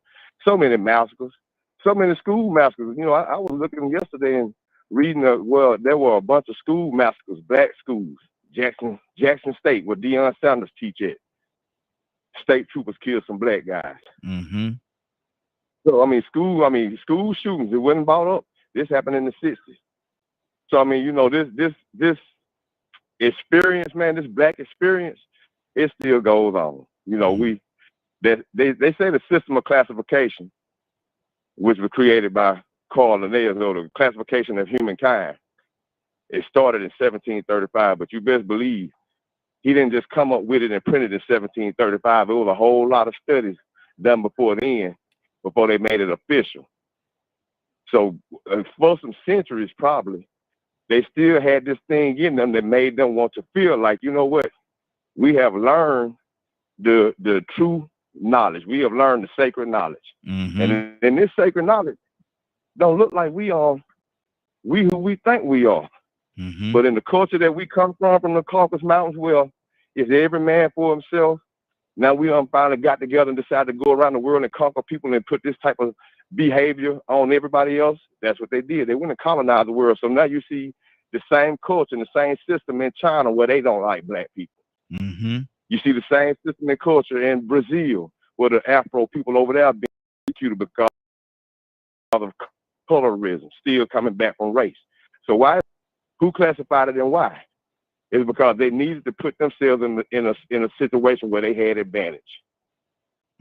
And you want advantage, that's one source of motivation for people to hate you, you know what I'm saying? Because that would also come from envy. Once again, you want the things that they have. So I think it's rooted in genetics. I think they learned some science about melanin. They just from experience, they probably learned how valuable just having melanin was, and just so many different things. I mean, just natural genetics, man, shows some things that we have advantages over that some people may envy. So you start thinking about self-preservation. You start thinking about diseases and health and not being able to survive in certain places just on this planet. Well, we don't have no problem. Something we naturally have that are advantages to us on this planet. The sun is an advantage to us, less of an advantage to them. So, you know, when you have a way that you had to survive and that became your culture, that became your way of life, you have become conditioned to fight and battle for resources and for control and for respect by enemies necessary, savagely, good deal, barbaric. Then I believe that just becomes a culture that you pass on to everybody else. Once you gain domination, advantage, or control, you pass that same mindset to everybody else. Good deal. Got to keep this thing moving, man. This is a great conversation, and I'm definitely enjoying this. We're gonna go in this order right here as we continue. We're gonna go Badger, Cassandra, and Captain. Badger, what's on your heart? I agree. Like the conditioning and the thought processes, you know, that we're surrounded with all over the world right now. Most of the time on TV, we see certain things. We talked the other week about twerking and where it originated from versus how most people use it today. So it's, what are we surrounded by? And the lack of teaching in schools. I had a wild experience while I was doing museum stuff of helping kids, you know, learn the history of the county we live in and some of the history of Texas. And me and the history teacher was talking and stuff, and she said she was so amazed at what was not even accessible in normal school, from like elementary to high school, and how much she learned because of the degree that she went after.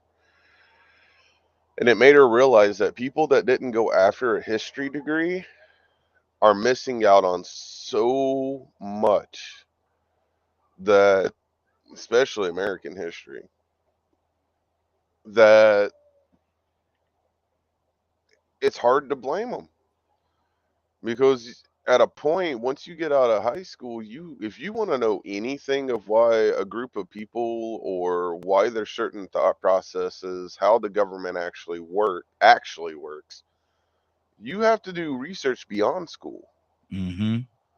And that's sad. It's so generic. And there's so many missed opportunities. And a lot of families don't have the time to teach, or they don't even know where to begin. It's too overwhelming. So they trust what's on the news. They maybe might watch a documentary or two, and depending on who made the documentary, it's going to push one prerogative or another. So, man, dude, a lot of layers, huh? Yeah, there is. God, there's so many layers.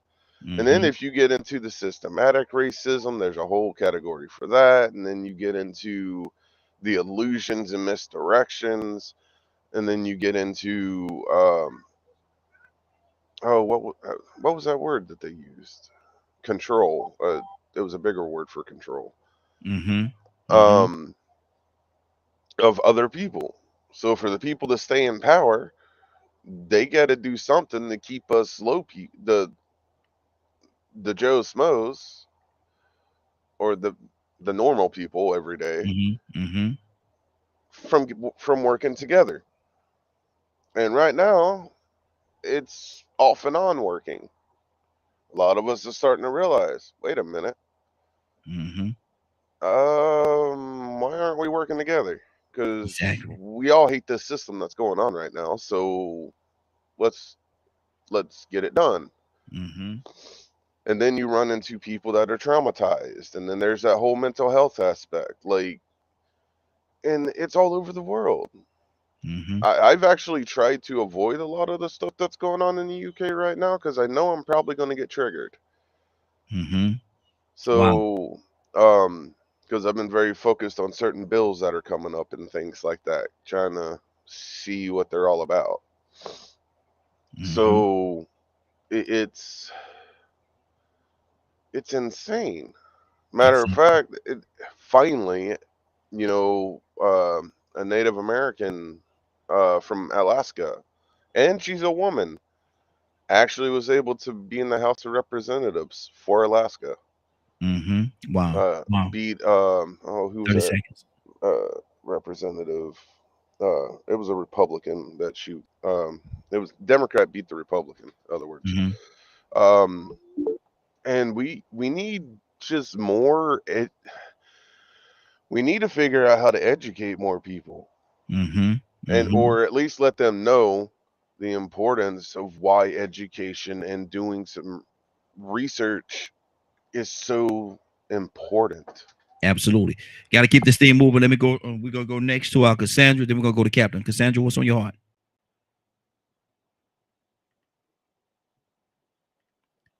Cassandra, you there? Yeah, I'm here. Okay. I'm here. Yeah, I we face, I think, the problem of racism in America for so long without real resolution, and we might as well be honest. We still haven't found the answer yet. No. I mean, well, let me put it like this: maybe somebody here has found the answers to it. I don't think so, because if you have, we about to make about several $1 billion. Absolutely. We've come up with a solution to racism in America. So I think it's everybody's trying to what's the word? Learn about each other, talk to each other, find out what they feel like, because we can talk as Black people all day about why they hate us and what changes need to be done, but guess who we really need to be talking to? Each other. Who do we need to be talking to? Each other. No, we need to be talking to them, to white people. Because if they have the problem with us talking to each other is not going to resolve anything. But us talking to them, and we can sort of help them realize we're not the problem. You know what I'm saying? Or we're not who you think we are. This is who we are. Just ask. We can tell you who we are. But until we talk to them, there's no resolution. How? You got to go to the source of the problem. Is both sides is both sides open to that conversation, Cassandra? I think nowadays most, let me put like this, most white people are open to talking, at least talking about it. Most of them. You got your supremacist groups. they ain't gonna never want to talk about it. And I don't care about them. I don't care if they don't want to talk. That's fine. But there are people that are open to having a conversation with us about race. Okay. Those are the ones we need to talk to. Well, we have a platform here, man, and so if ever we could pull it together, man, I'd love to have it happen right here. Let's start it right here. Yeah, we need a lot. I have a lady that just called me about coming to a meeting in Kennesaw to their city council meeting to talk about racism in their area. So maybe I can get Chris to come on and and talk here about what her are and why we need to get away from the hatred. Absolutely. I love that. I will absolutely love that. Yeah, let's make it happen. Yeah, that's key what she said, man, because I was thinking about that same thing earlier, man. It's good for us to have these conversations, but first off, they have to realize that it exists and not be in denial or not go back and say, well, what about y'all? Because that's sort of like what Paul did earlier. When we started discussing, he started feeling some type of way. And what about y'all? Mm-hmm. What about some of y'all do? You get what I'm saying? Mm-hmm. So it's like, no, that's not the topic, or that's not the issue. The issue is the world having this stereotype and this feeling about Black people. So once they even can acknowledge it and understand what they are even contributing to it subconsciously, because some people don't even realize they're doing it. This is an unconscious thing now. It's a condition that you have to understand that even exists. Some people don't understand they have this condition. But when they do have it, we need the Paul and the Badgers to go back and tell them, listen, this is what it is, to be able to identify it when it's there. Because sometimes they don't even realize that they may be conditioned to feel a certain way. Absolutely. So I think it's all on them to go back and talk to their people to get them to understand, how this is going off. Their thought process is a little different. Mm-hmm. Good deal. Let me go to Captain, and we got a few more people that just called in. We're gonna come to each and every one of you in just a second. Captain, what's on your heart? Well, I think everyone input. I thank y'all so much, every one of y'all who said something. You really add to the conversation, and trust me, I think that there's no one answer. But I want to say this. It's very important. If you look at the Bible and go to Daniel 4:16, it talks about how God took the heart of a man and gave Nebuchadnezzar the heart of a beast. Mm-hmm. Well, we can interpret that to mean the rulership. We ain't never asked the question. The question that it be asked, Brother Raheem, and I think we need to flip the script. I think what we need to be talking about is, why do white people have this real beast mentality?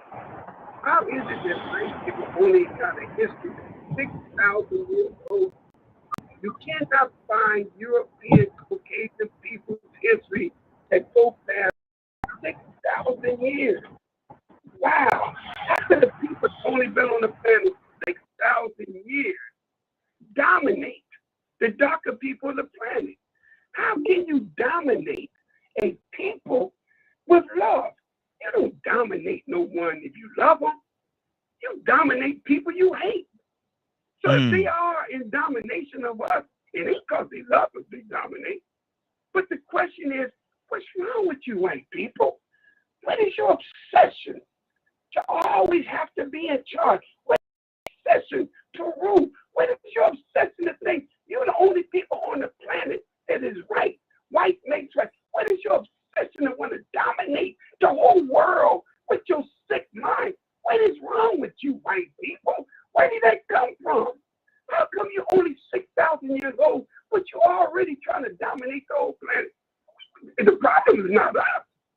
We need to ask them, what is your problem? Not ask why they hate us. The problem is, what's wrong with you? There's a book, man, called Africana. It's called The Caveman Something. It talks about their history. They have a history all the way if you could find their history to go past 7,000 years, I'll shut up. They don't have a history to go past 7,000 years, family. So why are we sitting here talking to a little kid that just come on the block and automatically, man, he already mad at there? Could he be mad because he's the last? Could he be mad because we the chosen people of God? Could he be jealous and envious of us? Could he hate the fact that he come around and seen us, the builders, to seen us in the glorious day? Could he be jealous and envious? How come the Chinese is over in Africa, stealing our resources? Yeah, they hate us. In order to rob people of the resources, you can't come and rob people of their resources and love them. So the Chinese got to hate us too, because they're over in Africa, stealing the ore, stealing the iron. So you can't rob people and love them. You can't enslave people and love them. Mm-hmm. Wow. You have to justify that caveman mentality. I feel so sorry for you white folk. You're the problem, not us. And black people, stop trying to spare their damn feelings, because they ain't trying to spare us. I always hear somebody on the always will see there's some white brothers. So man, we know that. Every time we got to talk about us, we got to whisper when we talk about them. I don't like that about us. They're sparing their feelings. Hell, the truth is the truth. Speak up, man. Tell the truth. Let them deal with it. That's their history. They sick, man. They sick. And they're in trouble with God, not with us. Good deal. Good deal. Good. Keep this thing going, man. Paul, what's on your heart, brother? Okay. Yeah. A lot of interesting comments, but it seems to me there's a little bit of a disparity in the rhetoric here, because on one hand you have Cassandra saying, the solution is to talk to whites and break down the barriers and say, we're the same, we should love each other, God loves us all, we're all brothers, etc. And then you have other people on here saying, whites are different, whites are just kind of inherently bad and all this stuff. How can you have a conversation when you have those two different narratives? And back to the original question. But Paul, let me answer that the first part of your question. One of the ways that you could do that, because you got to understand we have several people on here, and not every. It wouldn't be a good conversation if all of us said the same thing. If all of us had the beauty of it, and the beauty of the morning glow, I think, and you all could tell me, is that we have different perspectives. We have people that have different opinions and mindsets, and has went through different things. I think that's what's important, because we, in a gumbo, I don't know if you like gumbo, but I love a good seafood gumbo. I like it. I don't want a gumbo with just potato. I can't call it a gumbo if I just have potatoes in there. I gotta have all kind of different things in that gumbo, man. But I put them together, and I slow cook them, or put them in my pressure cooker.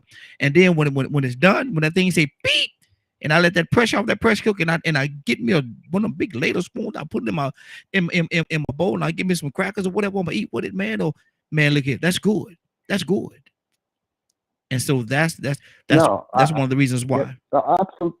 Absolutely. I mean, the diversity of opinions is crucial, and I respect that. And I think most white people respect that the American Black experience is unique.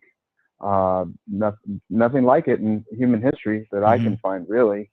That's not to say that other groups haven't suffered immensely, because all groups have suffered immensely. But back to the young woman originally who posted the TikTok and all this stuff that got this conversation started.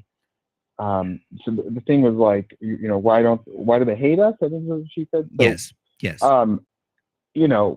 That's a strong word. And I already said in my earlier comment, I don't believe the vast majority of whites in America hate blacks. That's just not my experience whatsoever. But some are indifferent, which is a different thing, and some are want to be, I guess, separate to some degree. But I hear those same ideas coming from a lot of prominent Black people, prominent Black voices that are in the new Black media. So, I mean, if we're going to come together and respect each other, do a better job, we have to respect everybody's individual experience. And if somebody has a different point of view, for example, I think you could say, I think your comment was racist, or I think, I have some questions about your comment and stuff like that. But I'm not saying people are doing that here in this show, but I'm definitely in a lot of media, black media spaces. If somebody has a different point of view, they're labeled a white supremacist, they're labeled a racist, and then the conversation's over, you know? Mm-hmm. So if we're going to heal and we're going to respect each other, we can't do that. Exactly. Okay. I could go with that. Let me go to Curtis. Good morning, sir. How are you doing this morning? Morning, Rodney. How y'all doing, Morning Glow family? Hey, doing good, brother. Asking a question, man. A young lady posted a TikTok and she asked the question, why do the world, and then I'm paraphrasing the question, why do the world hate black people so much when we're the ones that has been victimized so much and treated so terribly throughout the annals of time? Curtis, why do the world, United States and the world, hate black people so much? Why shouldn't they hate us? Mm-hmm. Why shouldn't they hate us?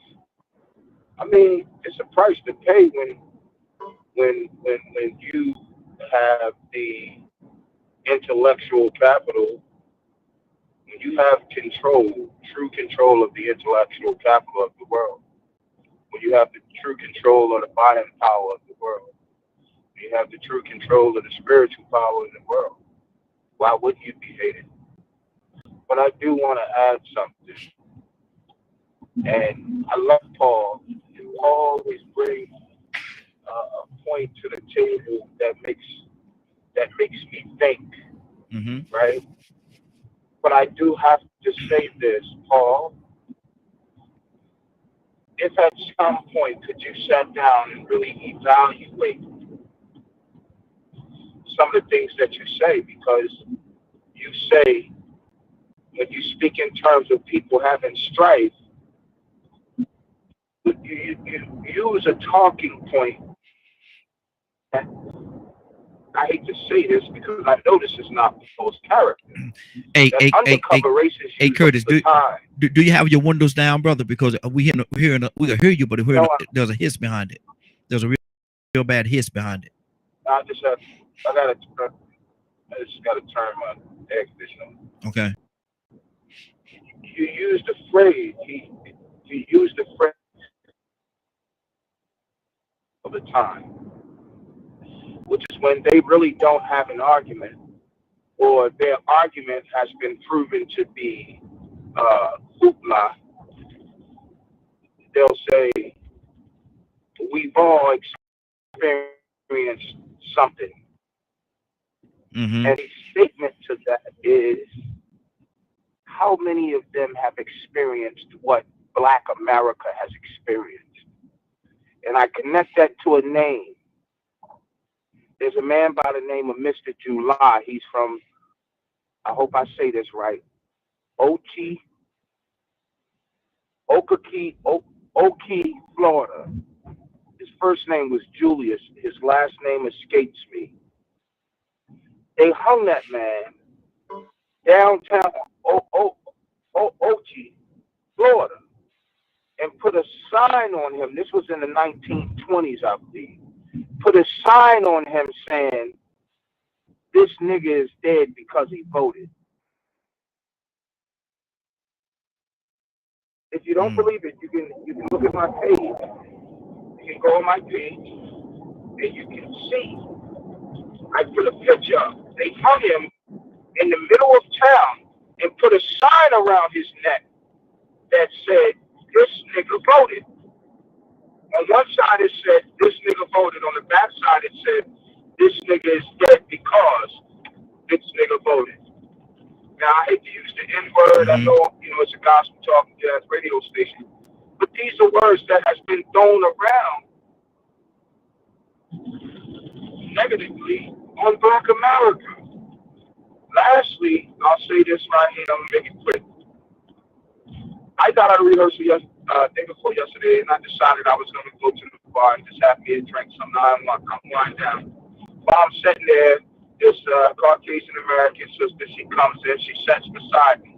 She's 2 years older than me. And she started talking to me. And when she started talking, she said, "Oh my God, I can't believe you're that smart." And I asked her why. She says to me, "Well, I don't mean to sound, but you're Black." And then she proceeded to tell me about welfare and this, that, and the third, and she made it all seem like it was a black issue. That is what we are dealing with. That is what we're dealing with. What we're dealing with is a society that has made every wrongdoing in our country specifically targeted or specifically perpetuated by African Americans, when that is so far from the truth. So, but I get what he's saying. But in order for us to come together and have that he wants, he's so right in saying, look, this is where we should be. He's so right.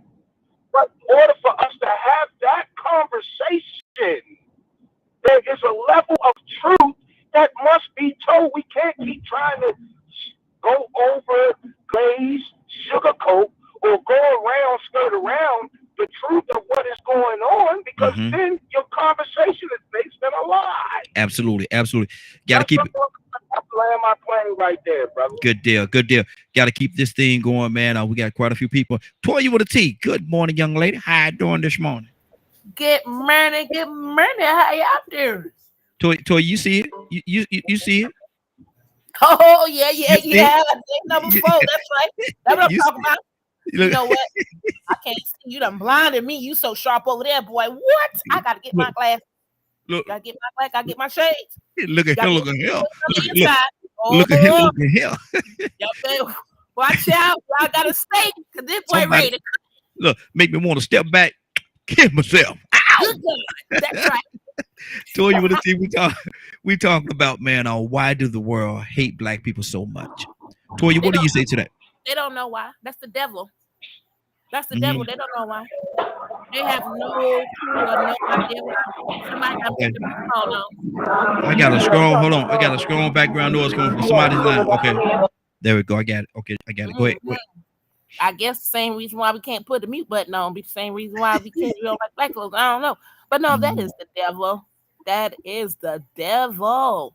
You understand me? I mean, we can go back to just a brother killing a brother. You know what I'm saying? It's I hate to have to say that we humans put it into a flesh perspective and we use color as a motivator, but it's evil and it's wicked. And anything that is evil and wicked and is coming to steal, kill, and destroy, that is the devil, period. And if a majority of them is white folks, then I mean, it is what it is.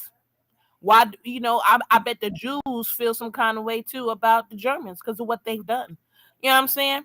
Do we know why the Germans had an issue with the Jews? Either way it go, it don't make no difference because whatever issue you got, it ain't worth slaughtering and killing the whole entire clan.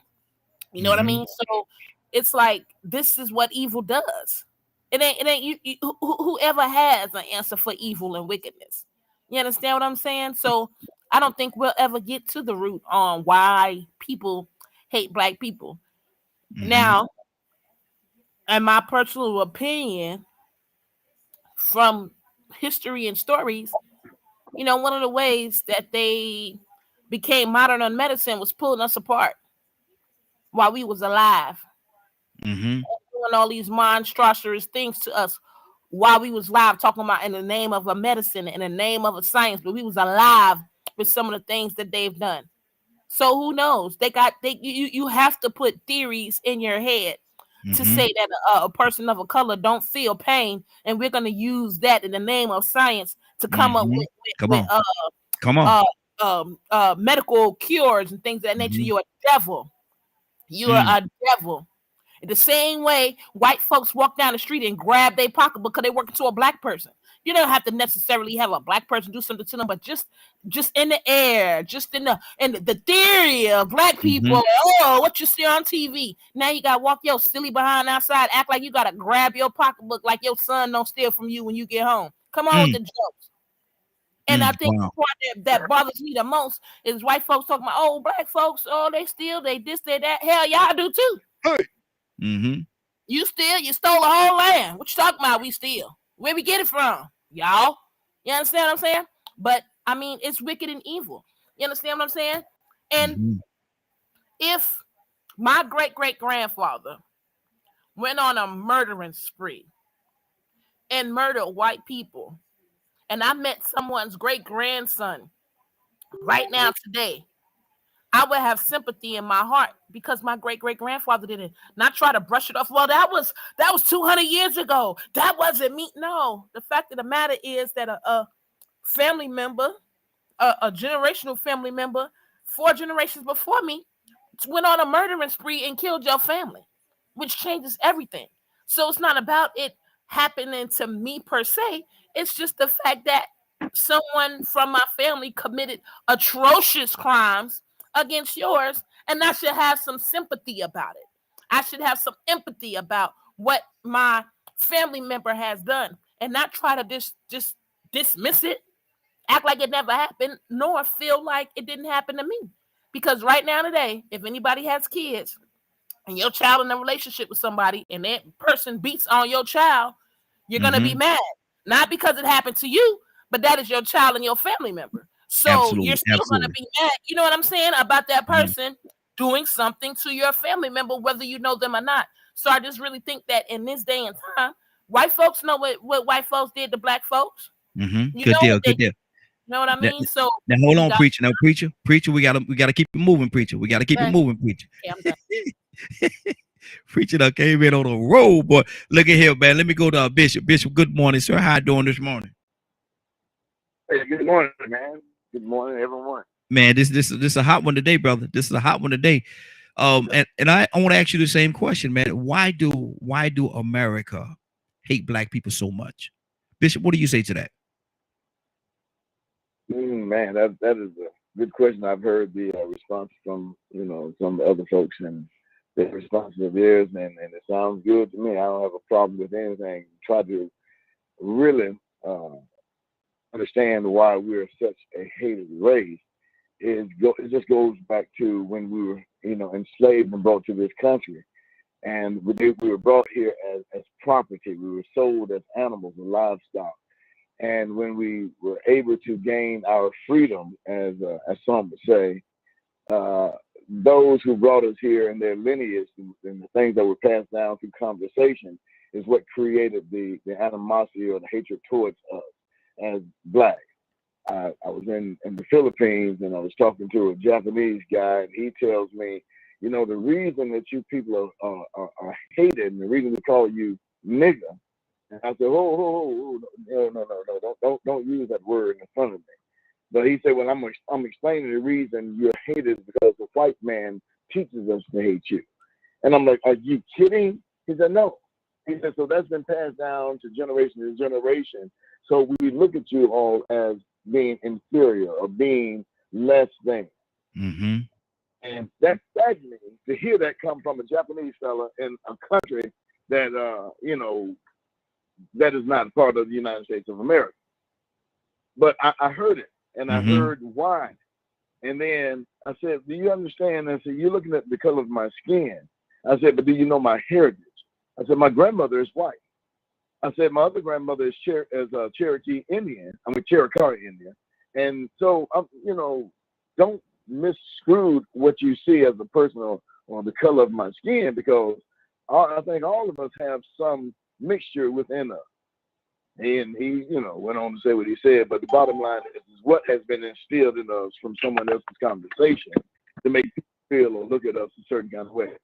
But what I see today in America and pretty much across the world is that the blacks doing the same thing to their own race, killing one another, hating one another. So when you say America, I'm glad you cover the entire spectrum of this particular country, but let's say the entire world. But you got blacks that look down on us. You got Africans that say you're not real Africans. You're not pure. When I was in college, a lady told me that she was an African woman, and I was just complimenting her, and she seemed like she got offended because I was complimenting her and said, "You're not really an African. You were not born there, so you're not this." I'm saying to myself, really? All I can do is shake my head and walk on. So the answers and comments that everyone has is great, and thank you so much for it. But I'm talking about experience from different, nationalities as it relates. Wow, that's good. That's good. 508-924-3521. 508-924-3521. Mr. Hicks, you've been quiet for a while, so what's on your heart? I got to tell you, you do look sharp, that blue shirt and tie, though. Yeah, sharp, Don't you start nothing over there now. Watch out there now. You stepped up your game. Yes, sir. Had to, man. Had to. I in terms of Frantz Fanon was a psychiatrist that treated people in the Algerian Revolution. And he talked about a psychological thing. It's like a thing that Rico points out later, a subconscious thing. That I feel that more than the white people hating black people, I think it's a fear. It's a fear where you research history, where the people have been persecuted, just generally, just in terms of the Jews under Hitler. You know, even though the war was ended and they chased people around the world, they still chasing them now. They're going after them still. You know, the thing in South Africa, the reconciliation process was an example of what appeared to be a good resolution. But I think that most white people feel when they meet black people that they deal with someone who sees themselves as a victim and a victim of them. I think for me going through my process of being a war angel, I believe I was here to destroy. And with the psychology and programming that they put me in that position and to be delivered from that, I see that we feel things. We feel victim as a people, and they feel guilty for the sins of their fathers. I think that by processing these people we see in front of us now, even though we try to make it them that did these things in history, it wasn't them. There's some out there, few over the evolution of time doing these things and thinking this way, but through the annals of time, it's always been an improvement. But I think that the basic thing is fear, because really, there is an underlying anger, there's an underlying psychology that go when you feel that you've been victimized by someone. And if you ever get the upper hand, if you ever get the power back, Frantz Fanon said that there's got to be that blood flowing. And I think it forces white people, it forces black people. I think one of the conversations we had a couple of weeks ago was that if this thing come down to a race war, it won't be whether you're Republican or Democratic. You'll be forced to the corner. You'll be forced to identify with your group that's under attack. And that seems to be, that's always been the design of the enemy. To get people to destroy each other, destroy themselves. Exactly. It comes down to me, and real quick, I'll land that plane like Curtis. I'm glad to hear his voice back on here. I'll land this plane. There you go. It goes back to the heart. It goes back to the heart. It goes back to you're going to get from people what you put out. When you walk in an area of people, you got hostility, and you have to say it, they feel it. Exactly. Wow, this is a conversation, man. We got a little more than 30 minutes before we finish this conversation, man. I haven't heard from Rico in a minute. Rico, what's on your heart, brother? Man, I think that's huge what Bishop came in and said. He spoke to a Japanese man in the Philippines that still had the sense to recognize where this hostility toward black people came from. I said it earlier and somebody got offended, I think, said it sounded a little racist. But that's what happened. You see it in movies. You see the white people over in China, the British Empire, white people over in Japan running the show, Japanese and Chinese just running them, serving them. When I saw those movies, I was like, wait a minute, that don't make sense. So I started looking into history, and I'm like, man, that really did happen. They went around and colonized, and the British Empire went and just took over, dominated people on their own continent, even in India, because they felt superior. How can somebody go to another continent or country and take over and place themselves in charge of everybody? We are the chosen people. We run the show around here. Yeah, y'all got a culture, y'all got a way of doing things, but y'all don't stop us British and Europeans. Get out of here with your rice buckets. Or your stupid culture. Yeah, they've been doing that since Egypt. They've been doing that since a long time ago. And they just stopped doing it in South Africa, apartheid. Them people still didn't want to give up their privilege and their advantage and their domination. White superiority. Yeah. Now some people don't participate in it. Some people benefit from it and don't realize it. But oh man, that rude awakening, when you do realize that you are participating in it or that you have benefited from it, sometimes it might be a little hard to accept. Oh my God, you mean to tell me that I benefited from that too? Y'all did it too. But see, we can't get nothing fixed like that. We really can't fix anything like that. So what it's going to boil down to is us understanding as a whole that it does come from the heart. It definitely comes from the heart, man. I mean, it doesn't make sense at all for other human beings to go through what they went through, for what we went through, especially. You know, for another race of people that came up with this system of classification to go somewhere else and tell them, okay, we're superior to y'all, but everybody's superior to them people. So now it's still going on. Right now you can see videos of Chinese people in Africa exploiting Africans. And they're doing it because it's profitable too now. See, it's very beneficial to practice white supremacy. Capitalism probably wouldn't survive if it wasn't for it. A lot of people benefiting from it. Even Chinese people benefiting from it now. Exploiting black people. But it still came from a culture and a condition that was created, maintained, like Pete said earlier. And I ain't gonna even say just maintained, it was mandatory. That if you didn't practice it, we'll kill you too. You're gonna bow down to this empire and this belief system.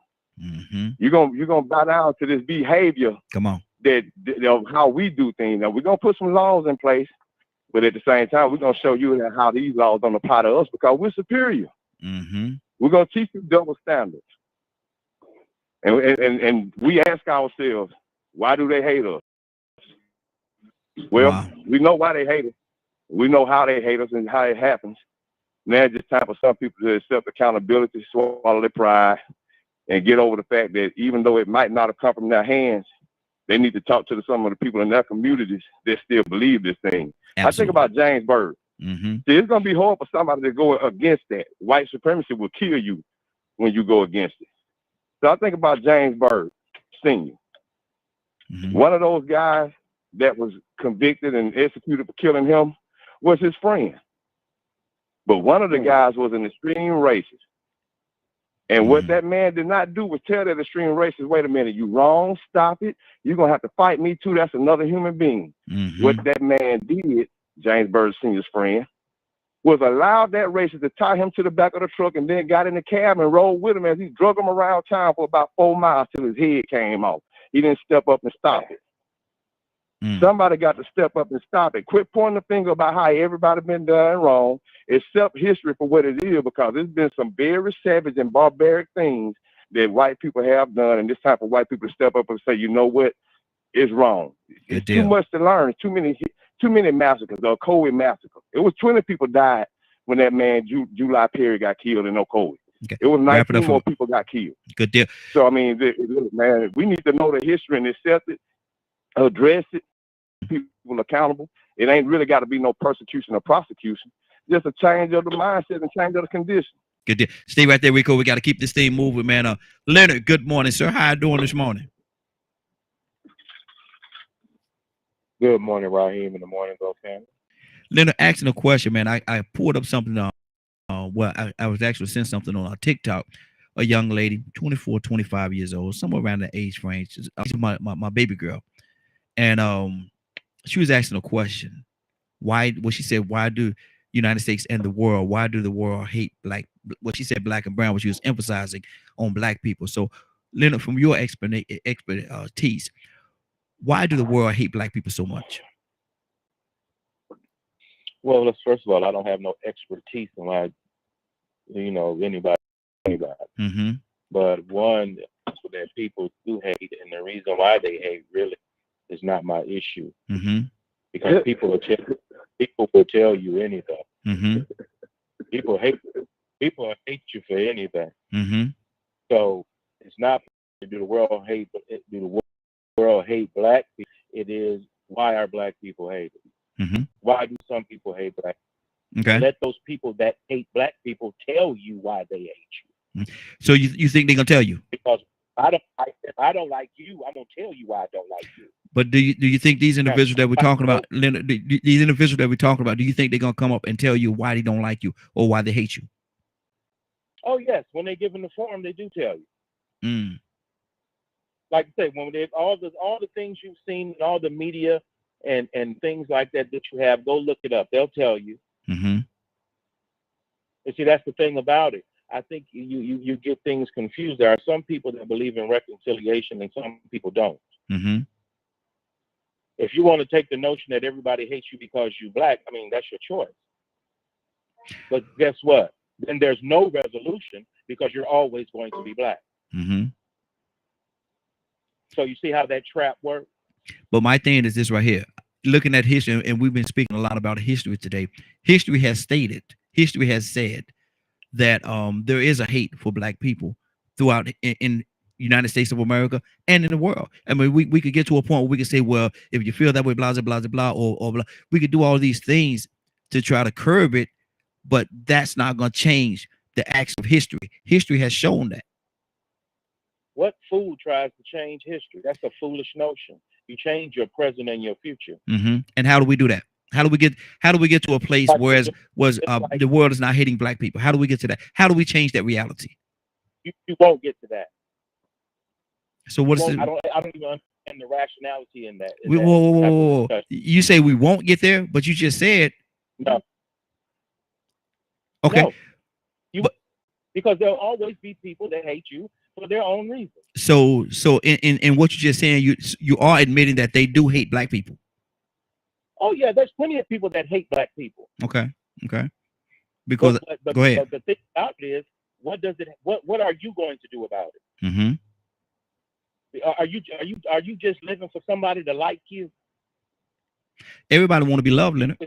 I can't think of nobody that don't want to be loved. Well, I mean, that's personal. Mm-hmm. But one, two, more so is like when people were talking, I believe I heard about, I was on for about 5 minutes. You're not even looking at power and why people lust for power. Mm-hmm. People do what they do because they can. Mm. Because people allow them to do it. See, if you get in a fight, you either win or you lose. Mm-hmm. So you're going to have to fight. If you choose not to fight, you will always be the victim. Okay. Let me go down, Captain. Captain, what's on your heart? Man, I'm in your town. I'm in Saginaw, Dr. Leonard. Careful, be very careful. I can understand why you got that mentality.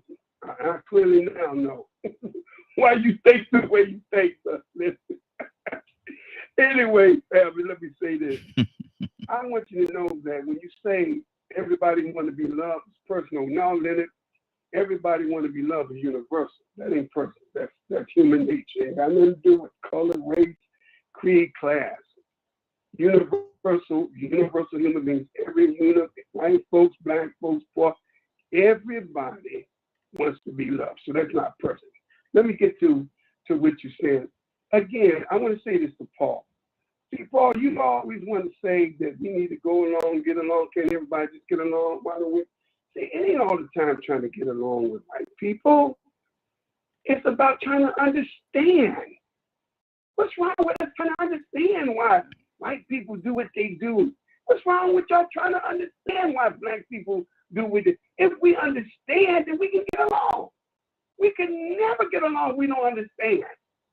So we on this show dealing with we're peeling back the onion now. We're peeling back the onion. Mm-hmm. Sometimes you don't like what's being said, but hey, I like what Curtis said. I mean, look here, it's the truth. If we got to keep trying to sweeten it, trying to please people, and when people, listen, y'all sit there and want to say, we the Muslims in the Nation of Islam, we were the ones that said the white man is the devil. And we still stand on that. But you say, well, there's some black devils. Yes.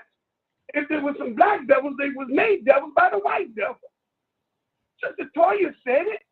She said the majority of evil come from out of white people. If it's the devil, and the majority of white people, then you land where you land. We're not saying white people are inherently evil. But hell, they're not inherently saintly either. They're not inherently saintly either. History of Caucasian people is a brutal history. I didn't make that history. Look at the Crusades, the Christian Crusades. Your history, your hands is full of blood. I didn't make that history. Your own kind, your own people. That's your history. You would never see darker people's history that have dominated white people with this kind of atrocity that you have afflicted. You look at me, the Muslims, it's hard on white folks. Look at. Did you hear what Curtis said? Did you hear how that person was hung? Did you hear what Brother Rico said? Did you see some of the brutal things that was done and how you threw the babies into the alley? See, I didn't say that. But it's true history. And everybody on here got a horrible story. And we all can tell stories. So it may not have nothing to do with you, Paul. And you want to be able to say, well, you know, that's unfair. But the reality is, we don't want to get along with you. We want to understand you. And once we understand you, then we can get along with you. But we can't get along until we understand his behavior. Let's talk about the behavior. Once you make me understand why you do what you do, oh, okay. We ask my child, how come, Dad, I can't have a snake? Well, son, you can't have a snake because the snake do this. So once you teach the child and tell them you understand, snakes are not supposed to be dominated. You're not supposed to keep snakes. Oh, now I understand why I can't have a snake, Dad. Okay, I don't need one. All I'm saying is, don't wear your personal sleeve, and let's deal with the raw naked. It's the truth. We not hate nobody because of this. I don't hate no white people. I put my hand on the Holy Quran. I do not hate white people. So you guys would forget about that. You know why I don't hate white people? Because I understand white people. I know their nature. I know their origin. I know who they are. You can't get mad at a dog for being a dog. Man, I don't like that. How you gonna get mad at the dog because his cock is laid up to the fire hydrant? Look at that. Look at that. No. You can't put that at Captain Bennett's doorstep. You're not going to influence me. And I wouldn't care if you hate me or not. Because as long as I love myself, then I'll treat you like another human being because I'm a human being. I would never do to another human being what I want another human being to do to me. I treat people the way I want to be treated. You're not trying to get along. Some of us just need to understand. Stop trying to think you got to always get along. Understand them. If you know your why, then you got to understand your what. Hey, Thank Captain. you so much. Okay, Captain. Paul, he posted something in the chat here. I think he's hung up. But he's still actually listening. And he says, I can read this thing. He said, white people have the same nature as black people. We are all flawed. If that's the case, how come they dominate us and did no more to us if we got the same nature? That's a lie. We don't have the same nature. Get out that crazy madness. I'm not going to accept that, Paul. We got a humble nature. That's why y'all dominate us. We got a loving nature. That's why y'all take advantage of us. That's right. That in our heart. That's the fear. You fear we're going to do to y'all what y'all did to us. That ain't the nature of black people. So we don't have the same nature. Fuck that. Take that somewhere else. Good deal. Let me go to Pete. Pete, what's on your heart, brother? Pete, you there? Well, yeah, I'm here. Well, again, we're discussing domination. That's what we're discussing. And the question for us is, are we going to continue to accept domination? That's the question. Are you willing to go along, to get along, to allow others to have most to all and do most to anything, and you accept the leftovers to their preference, their preferred existence? Now, that's not every light-skinned person in the world. It's the powerful people in the system that desires to have a system in place to dominate. So we asked for a George Floyd crime bill. They gave us a holiday. So we all went out, and whoever went out and participated, and you celebrated Juneteenth. You celebrated them acknowledging that they lied to some of your ancestors about when they had some relief, and they made it a holiday. But we still have not gotten the George Floyd crime bill passed. You give the Island Pacific landers a bill, a law. We still don't have a bill. We still don't have a law passed. We have states that are gathering gang databases, creating them, and it's illegal to just further police you, antagonize you, accuse you, indict you, charge you, and incarcerate you, and it's all about money, period. The enforcers of the law violate the law more than those that they enforce the law on a daily basis in this society. It's an atrocity, a high hypocrisy, and an insult. Anytime we have a nation that say is governed by laws, and they pass a law that says these and those and them are qualified immune from prosecution, then you are not a nation governed by laws.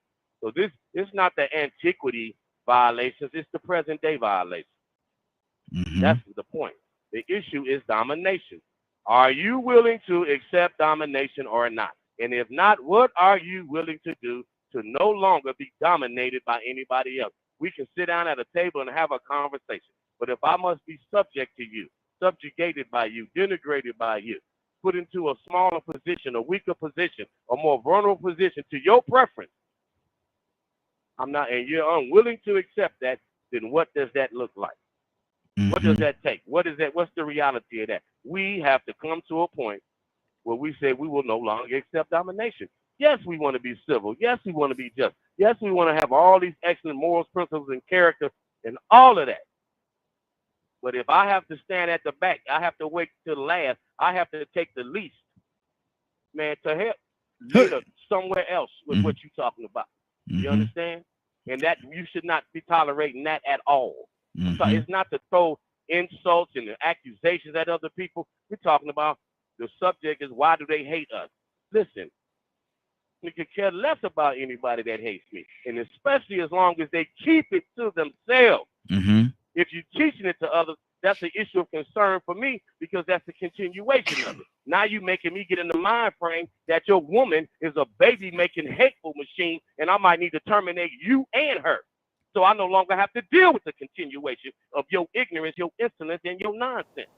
So don't create that scenario and then force me to go into that mindset. See, wow. And again, it's not high emotion. It's none of that. It's factual. It's the truth. How long are we willing to accept domination? You keep begging, pleading, asking, praying, procrastinating, doing all hoping. Look, do you know how to take your hand and slap somebody? Do you know how to grab somebody around their shirt and say this is what it is and it ain't gonna be nothing else? See, now we can have a real conversation. We're getting a kickback right now in this nation because of all that protesting that went on during this pandemic. We're getting a hostile kickback. Get things back in order. We got to get things back in line. We got to straighten things back out. We got to make sure people understand. Look, we don't understand, and we do understand. We don't understand none of the nonsense that you're running, and we understand that you're running nonsense. Now, how long are we willing to accept domination?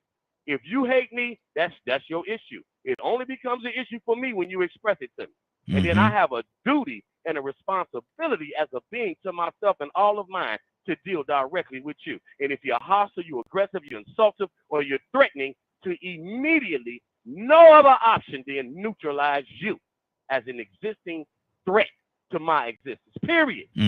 Period. Absolutely. Now, Absolutely. We can have a real conversation now. Now we can have a real conversation now. Now we can get some clarity now. Why? Because I'm not willing to tolerate none of that. And I'm not willing to die for what I believe in. But understand, I'm willing to kill, and specifically you, for what I believe in. Wow. 508. Grab your balls. Don't let nobody take your manhood, and don't let nobody take your vaginal fortitude. Stand up. Stop bending over. 508. Well, this is Thursday. This is Thursday, y'all. 508-924-3521. 508-924-3521. Willow, good morning, young lady. How you doing this morning? Hey, Raheem. It's hey, Morning Glow. It's How heavy. y'all doing this morning? Hey, Willa, it's heavy. conversation. It's heavy. It's heavy. Are you sure yeah, Willie, you want to be a part of this one? It's heavy now. You know what, Raheem, honestly, you know my heart. Yeah. I started to not call in just to be a part of that. I was just going to do your prayer. Mm-hmm. Because, when I think about the question, and I always remember what you said, we got to stick to the subject. Mm-hmm. Okay? So the subject is, why do white people hate black people? Why do America? Right? Why do the world? Well, why do the world? Why do the world actually hate black people? The world. Yes. Okay. So when you say the world, that consists of a lot of cultures, including ourselves. Mm-hmm. Including ourselves. Now, I've been listening to a lot of the history. The history is something that we all should remember because we don't want to repeat history. But it reminds me of a football coach who has the film and he goes over the film to see what mistakes we made, see how we could change things and better it to be a better team. So I look at America as a team. And I look at the people that are part of the team. And I'm hearing mostly a lot of people speaking of the white culture because we do know what has happened. And we certainly can't change that. But I want to know, I can't even answer today, Raheem, on why we're hating each other as a culture. So I can't answer on why, because the Bible tells us that we're going to have that kind of behavior to the end of time. Because I know for myself that I love people, and it's not based on the color of their skin, whatever religion they're doing. It's based on how they treat me or my family or other individuals. And I look at today, Raheem. And I'm telling you this, Raheem, that our culture, not everybody, trust me on that, is not showing that they were wrong. Because look at us, Raheem, today. We got more killers in Chicago ever in the history of America, just in Chicago alone. And you better believe most of them was by your own culture. Mm-hmm. You're messing with elderly people. You're killing, no respect. You're walking around with your drawers where I can see your drawers and the way things, So that's why I didn't want to call in, because I even get louder. So if I tell you what's on my heart right now, Raheem, I'm telling you, a lot of people say, "Oh, I didn't know that about Miss Willer." So that's all I got to say right now, Raheem. Good deal. Good deal. Can I hop in? Yes, go. I'm going to come to you right now. What's on your heart, Badger? I'm actually kind of in the same boat as Willa, because what I've been. So when I heard you ask why, that's what I focused on, because in all the experiences I've had and all of the toxic teachings and all that nonsense that I unfortunately experienced as far as why one group hates another group was insane. Here I am, 30 years old, 6 years ago, 6 years ago, calling Texas Medicaid, having someone tell me on the phone that because me and my wife are classified as white, she doesn't get health insurance because she's not black or Native American. State representative for Texas Medicaid.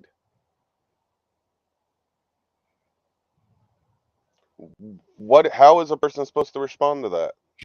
Badger, help me. I'm a little sidetracked here. I'm trying to tie together how they have to do with America hating black people. So once again, I'm going to share this and hopefully people will listen. I grew up, went to a Southern Baptist church, pastors on the pulpit. It's Sunday service, right? Mm-hmm. And here's this white pastor telling the white congregation that we should hate black people because of the mark of Cain. Mm.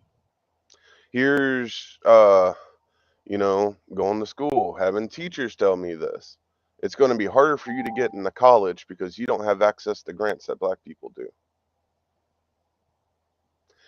And I can give more examples if anyone wants to hear them. Mm-hmm. So, however, when I got to middle school and high school, I started observing and started figuring out that what I was told was incorrect.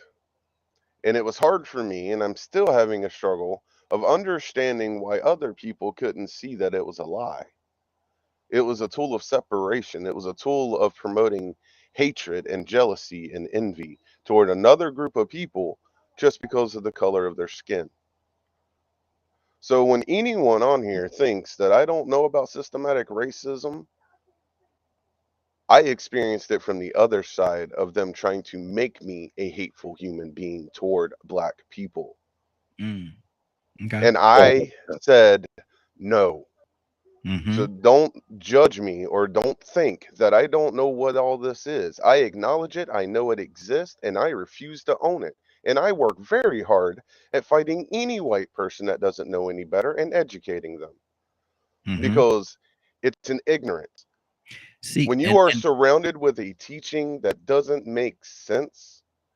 But Badger, let me say that's a perfect start, because what you said is what we said earlier about what Cassandra actually said earlier, what she was saying that what we need to do is and I think Rico said it as well, talk to you and Paul, and make sure that you go out there and talk to the people that's in you all circle that we may not be privy to have the conversation with, because a lot of people just are not comfortable having that conversation with us. They're not comfortable having that conversation with us at all. I've done it all the time. And you want to know why a lot of them ain't comfortable with it? Mm-hmm. Because when they're trying to find a solution to overcome the issues, there are a lot of people that start bringing up the past and start harping on the past, when a lot of them are focused on the present, figuring out who is still holding on to that systematic racism crap so we can get rid of it. Okay, that's good. So when there's a group of people that's trying to focus on a solution and they constantly get derailed, it's hard to have a conversation. You know what? We actually we only got 10 minutes, man, and there's so many people that want to has so much to say. We have to continue this. We have to continue this one tomorrow.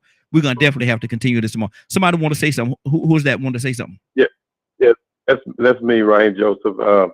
I love what Badger said, and it was very big of him to really open that up and share that, because that's the very thing that Dr. King was addressing in the letter from the Birmingham jail when he was talking to the white ministers, who was telling him that he was an outside agitator. And he pretty much, addressed the Reformed Church. Those were those churches that broke away from the North over slavery in 1845. The majority of those Reformed churches. And that's how they was teaching that Black folks were cursed by Noah's curse to Canaan and so on and so forth. Just a twisted theology. And, Dr. Miles Monroe once said that if you do not know your purpose, someone will use you for their purpose. Our ancestors were kidnapped from Africa and brought to this land for the purpose of generating wealth for the European settlers that were here. Okay. Now, Marcus Garvey had a purpose. His purpose was to round up all those Black folks throughout the diaspora and get them to trade with each other and leverage their resources and build their resources to counter that lie and myth about Black folks, and which I think we should continue to do to this day. We whether we elevate our issues and concerns to the United Nations and begin to confront all of those negative forces that has been a part of our experience, and that we make our laws that counters any of the systemic or structural racism that continues to hinder our progress and development, because that's our purpose. We were born with our purpose. We didn't ask for it. History gave it to us. We have a purpose to look out for ourselves. Just like those Jews who were massacred in Germany. Now they have Israel, and their purpose is to have a state where they control their affairs and so on and so forth. Black people throughout the diaspora, South America, North America, island nations, wherever we are on the planet, whatever our experience has been, even back on the continent, who's been colonized and exploited. We have a purpose. Our purpose must be to maintain and protect our existence, our humanity, our progress. And whether we in the United States or anywhere else, that is our purpose. We that is a prime purpose. Yeah. So it doesn't matter who says what, how they hate us. I think the black churchman in the 60s said that love without power renders a people a beggarly people. Wow. You can have all the love you want. You ain't got no power. You're just another beggarly people asking somebody to do for you what you can do for yourself. So these are black folks in the 60s said this, black American scholars. And I learned this over at ITC, Interdenominational Theological Center. Never heard this before. Never ran into that kind of thinking before. Didn't know black folks thinking on that level. But see, the more I learn, I don't know much of anything. Exactly. Stay right there, brother. We got to keep this thing. You got to keep this thing going. And for everybody that's on here, man, and anybody else that want to be a part of this conversation, we're going to continue this conversation tomorrow. We're going to continue this conversation tomorrow. We're going to pull some more layers back. It's been good, and I only imagine where it's gonna go tomorrow, knowing, because a lot of times y'all don't know what the topic gonna be the next day, and so now that y'all know what the topic is gonna be tomorrow, I can't wait to see the ammunition y'all gonna come with tomorrow. It's gonna be good. It's gonna be good. Let me go to Kay with the E. She been holding on for a minute. Kay, what's on your heart, sis? Good morning. Good morning. Good morning. How you doing this morning? Oh, blessing everyone. Talk to me, sis. Why do the world hate black people? Because like everybody else has said, we hate ourselves first of all. So they always say love thyself. Do you think that the reason for that to be a saying? Kay, let me ask you this. Kay, let me ask you this question. Kay, let me ask you this question.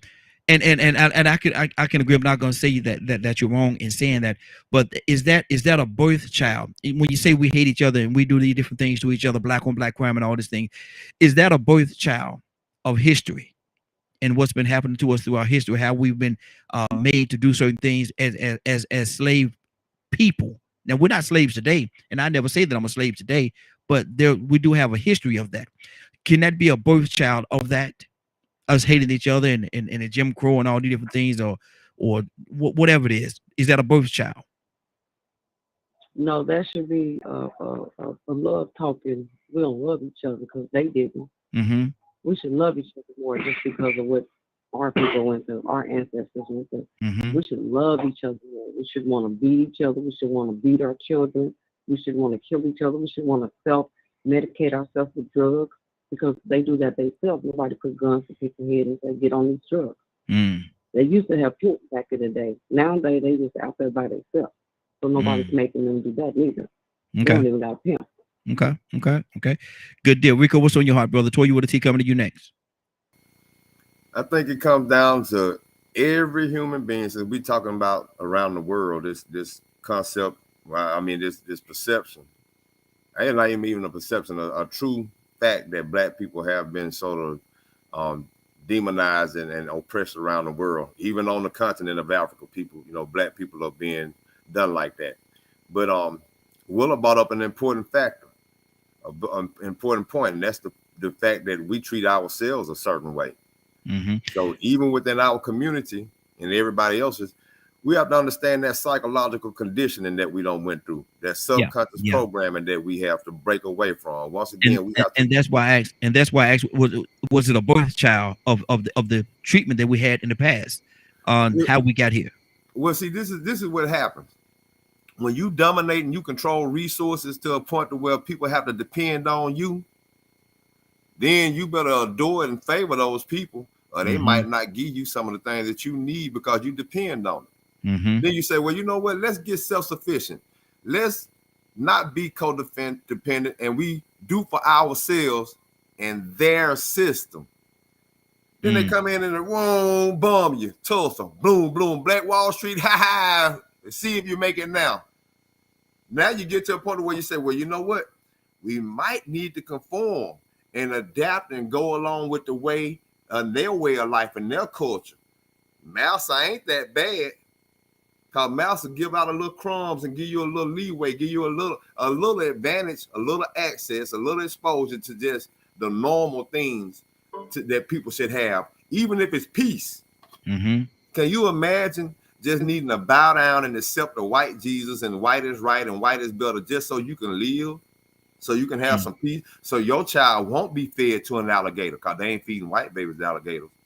You act out of order in this system, this capitalistic system that we contribute $4 trillion to a year. Because we have been conditioned to consume and be dependent on their food, their fast food, distracted so we can also depend on feeding our children, but at the same time, live a fun, recreational life, entertain ourselves, and just have a good old time in this system. Wow. Continuing to make this system successful. At the same time, we can't jog through certain neighborhoods without getting killed. Or we can't have police training target practice without using black faces, still with this psychological program and this conditioning that black people are bad. That still exists.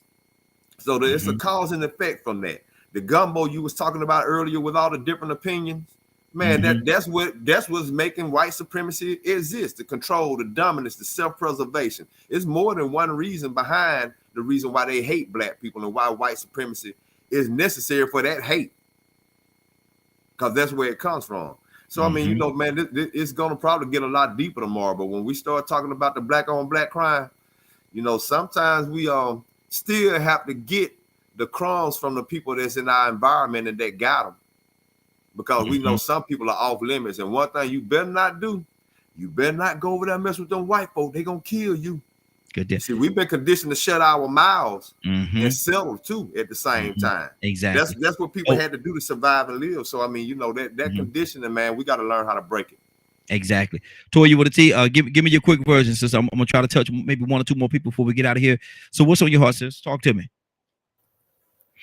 Yeah, no, Rico hit the nail on the head. It ain't much I can say behind that, but I think, you know, that's what he's talking about. When we do in the flesh, we got a spiritual realm we got to worry about too. And this is good versus evil. And we got to know the difference between the two. And some of us, we don't, and we getting caught up in the system. So all of the blame is not about race. It is sometimes about the choices and decisions that we're deciding to make and indulge in evil as well. You understand what I'm saying? So we have to be really careful of pointing a finger and make sure when we review everything, we're reviewing ourselves too, because some situations can be avoided. You know what I'm saying? Even if it's not right. For instance, I know I can't walk outside in a short skirt because a man might want to do something to me. So I got to make the sacrifice of making sure I don't entertain that because it happens. Not fight the fact that people are like that, you know? So we have to be very mindful about everything we do in life and, you know, be willing to fight whatever cause, as long as it's for good. But thank y'all. Love y'all so much. Appreciate y'all so much. Keep on doing what you're doing. Absolutely, absolutely. Love you as well. Since we're gonna keep this thing going, let me see who I got left on the phone. Let me go to Bishop. Bishop, what's on your heart? Well, I'm gonna tell you, I thought we were just saying how you make it plain. I appreciate, you know, and I look forward to just being on the show tomorrow. I know time is of the essence, so I'm looking forward to this continued conversation. Absolutely, good deal, good deal. Curtis, what's on your heart, brother? Real quick.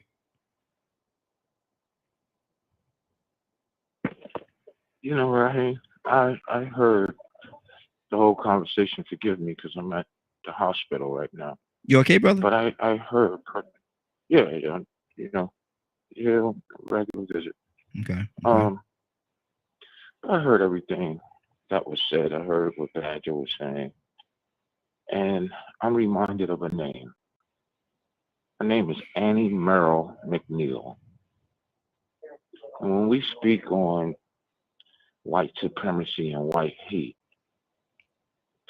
and we speak from a perspective of, what's the word I'm looking for? Of perpetuated circumstances, right?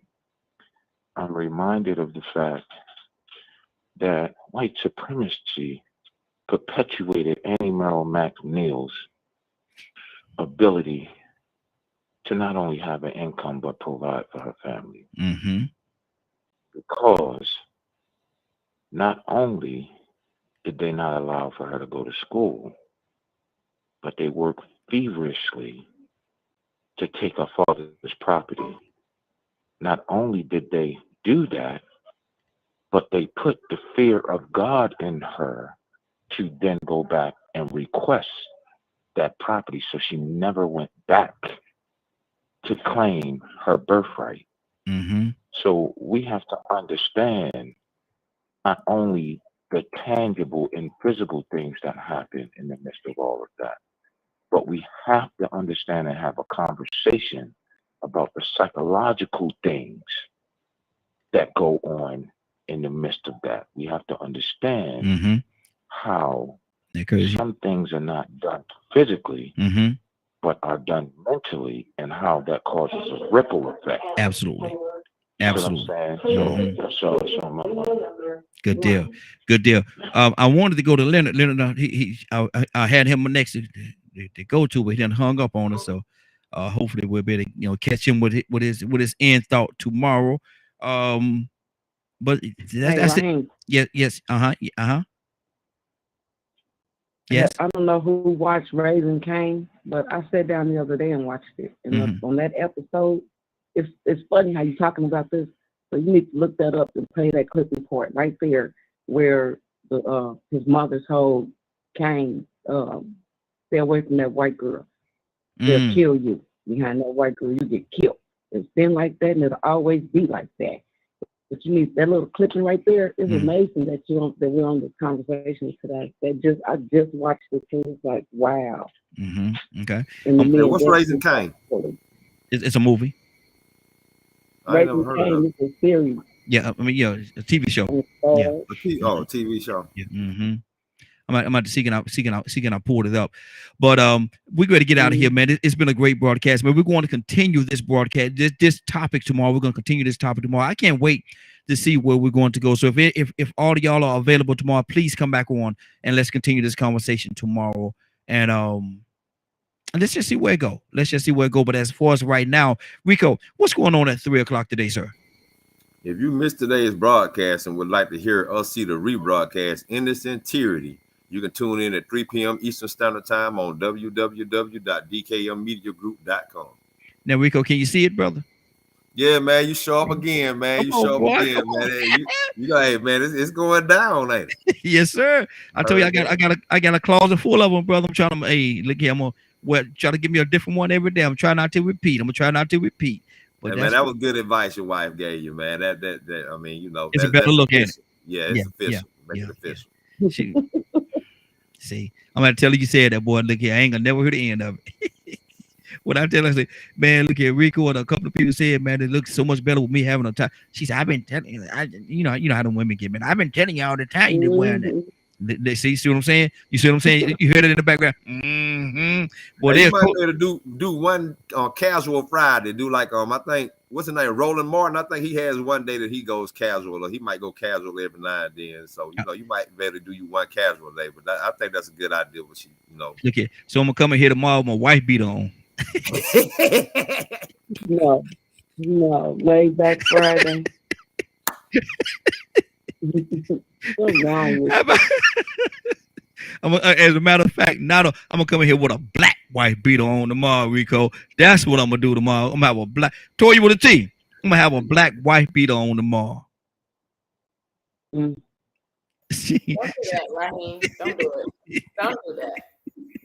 Don't do that. Hey, Raheem with a tie. There you go. What a tie. Exactly. Look, there you go. We need Willie with the prayer to pray that you don't do that tomorrow. You know what? I'm gonna have my black wife beat on and a bow tie. Rico. Okay. Let me see. It's Tucson. Oh, Tucson hung up. I'm gonna go to Tucson. You a bow tie, man. Yes, sir. Yes, sir. Man, you might want to go to wear a double-breasted jacket. Go old school with it. You're wearing a wife beater and a tie. Are you going to a shindig? Yo, man, look at here, man. We about to do it big tomorrow, brother. Y'all got to understand we're doing it big tomorrow. But I got to ask a question. I got a question real quick. Can I ask y'all a question? Is she here? Sure. Is she here? Willow! Right here, mommy here. Let's go. I got Willow now. Willow! Are you Raheem, let's go. Are you ready? I'm ready, Raheem. I am so ready to receive God's word this morning. Well, you know what? I'm ready, Raheem. Well, you know what? You know what? Let's go. Raheem, let's go to the throne of grace this morning, to the King of Kings, the Lord of Lords. First, we want to say, God, forgive us, Lord, if there's been anything that we have said, anything we've done or thought that has been displeasing to you in your eyesight. Father, we're asking for your forgiveness. We're asking you, oh Lord, to clean us up of all our unrighteousness, Lord. Father, touch us in a mighty way. Line us up back with your will, Lord, because we know that you orchestrate and plan all things in our lives, Lord. Father, we're asking you in the name of Jesus to give us that understanding that we need, oh Lord, to go through this evil and wicked world. Father, we already know that you can do it. Father, we believe that you can do anything but fail us. Father, we trust you in a mighty way. You said it in your word that no weapon formed against us will prosper. You said to cast all our cares upon you because you care for us. Father, I believe it and I stand on your words and your words alone. Father, I trust no man, but I trust you. Father, I thank you so much. Father, I'm asking you to touch Curtis, oh Lord.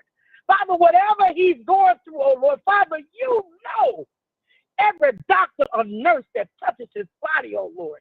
I'm asking you to heal him, Lord, from his head to his toe.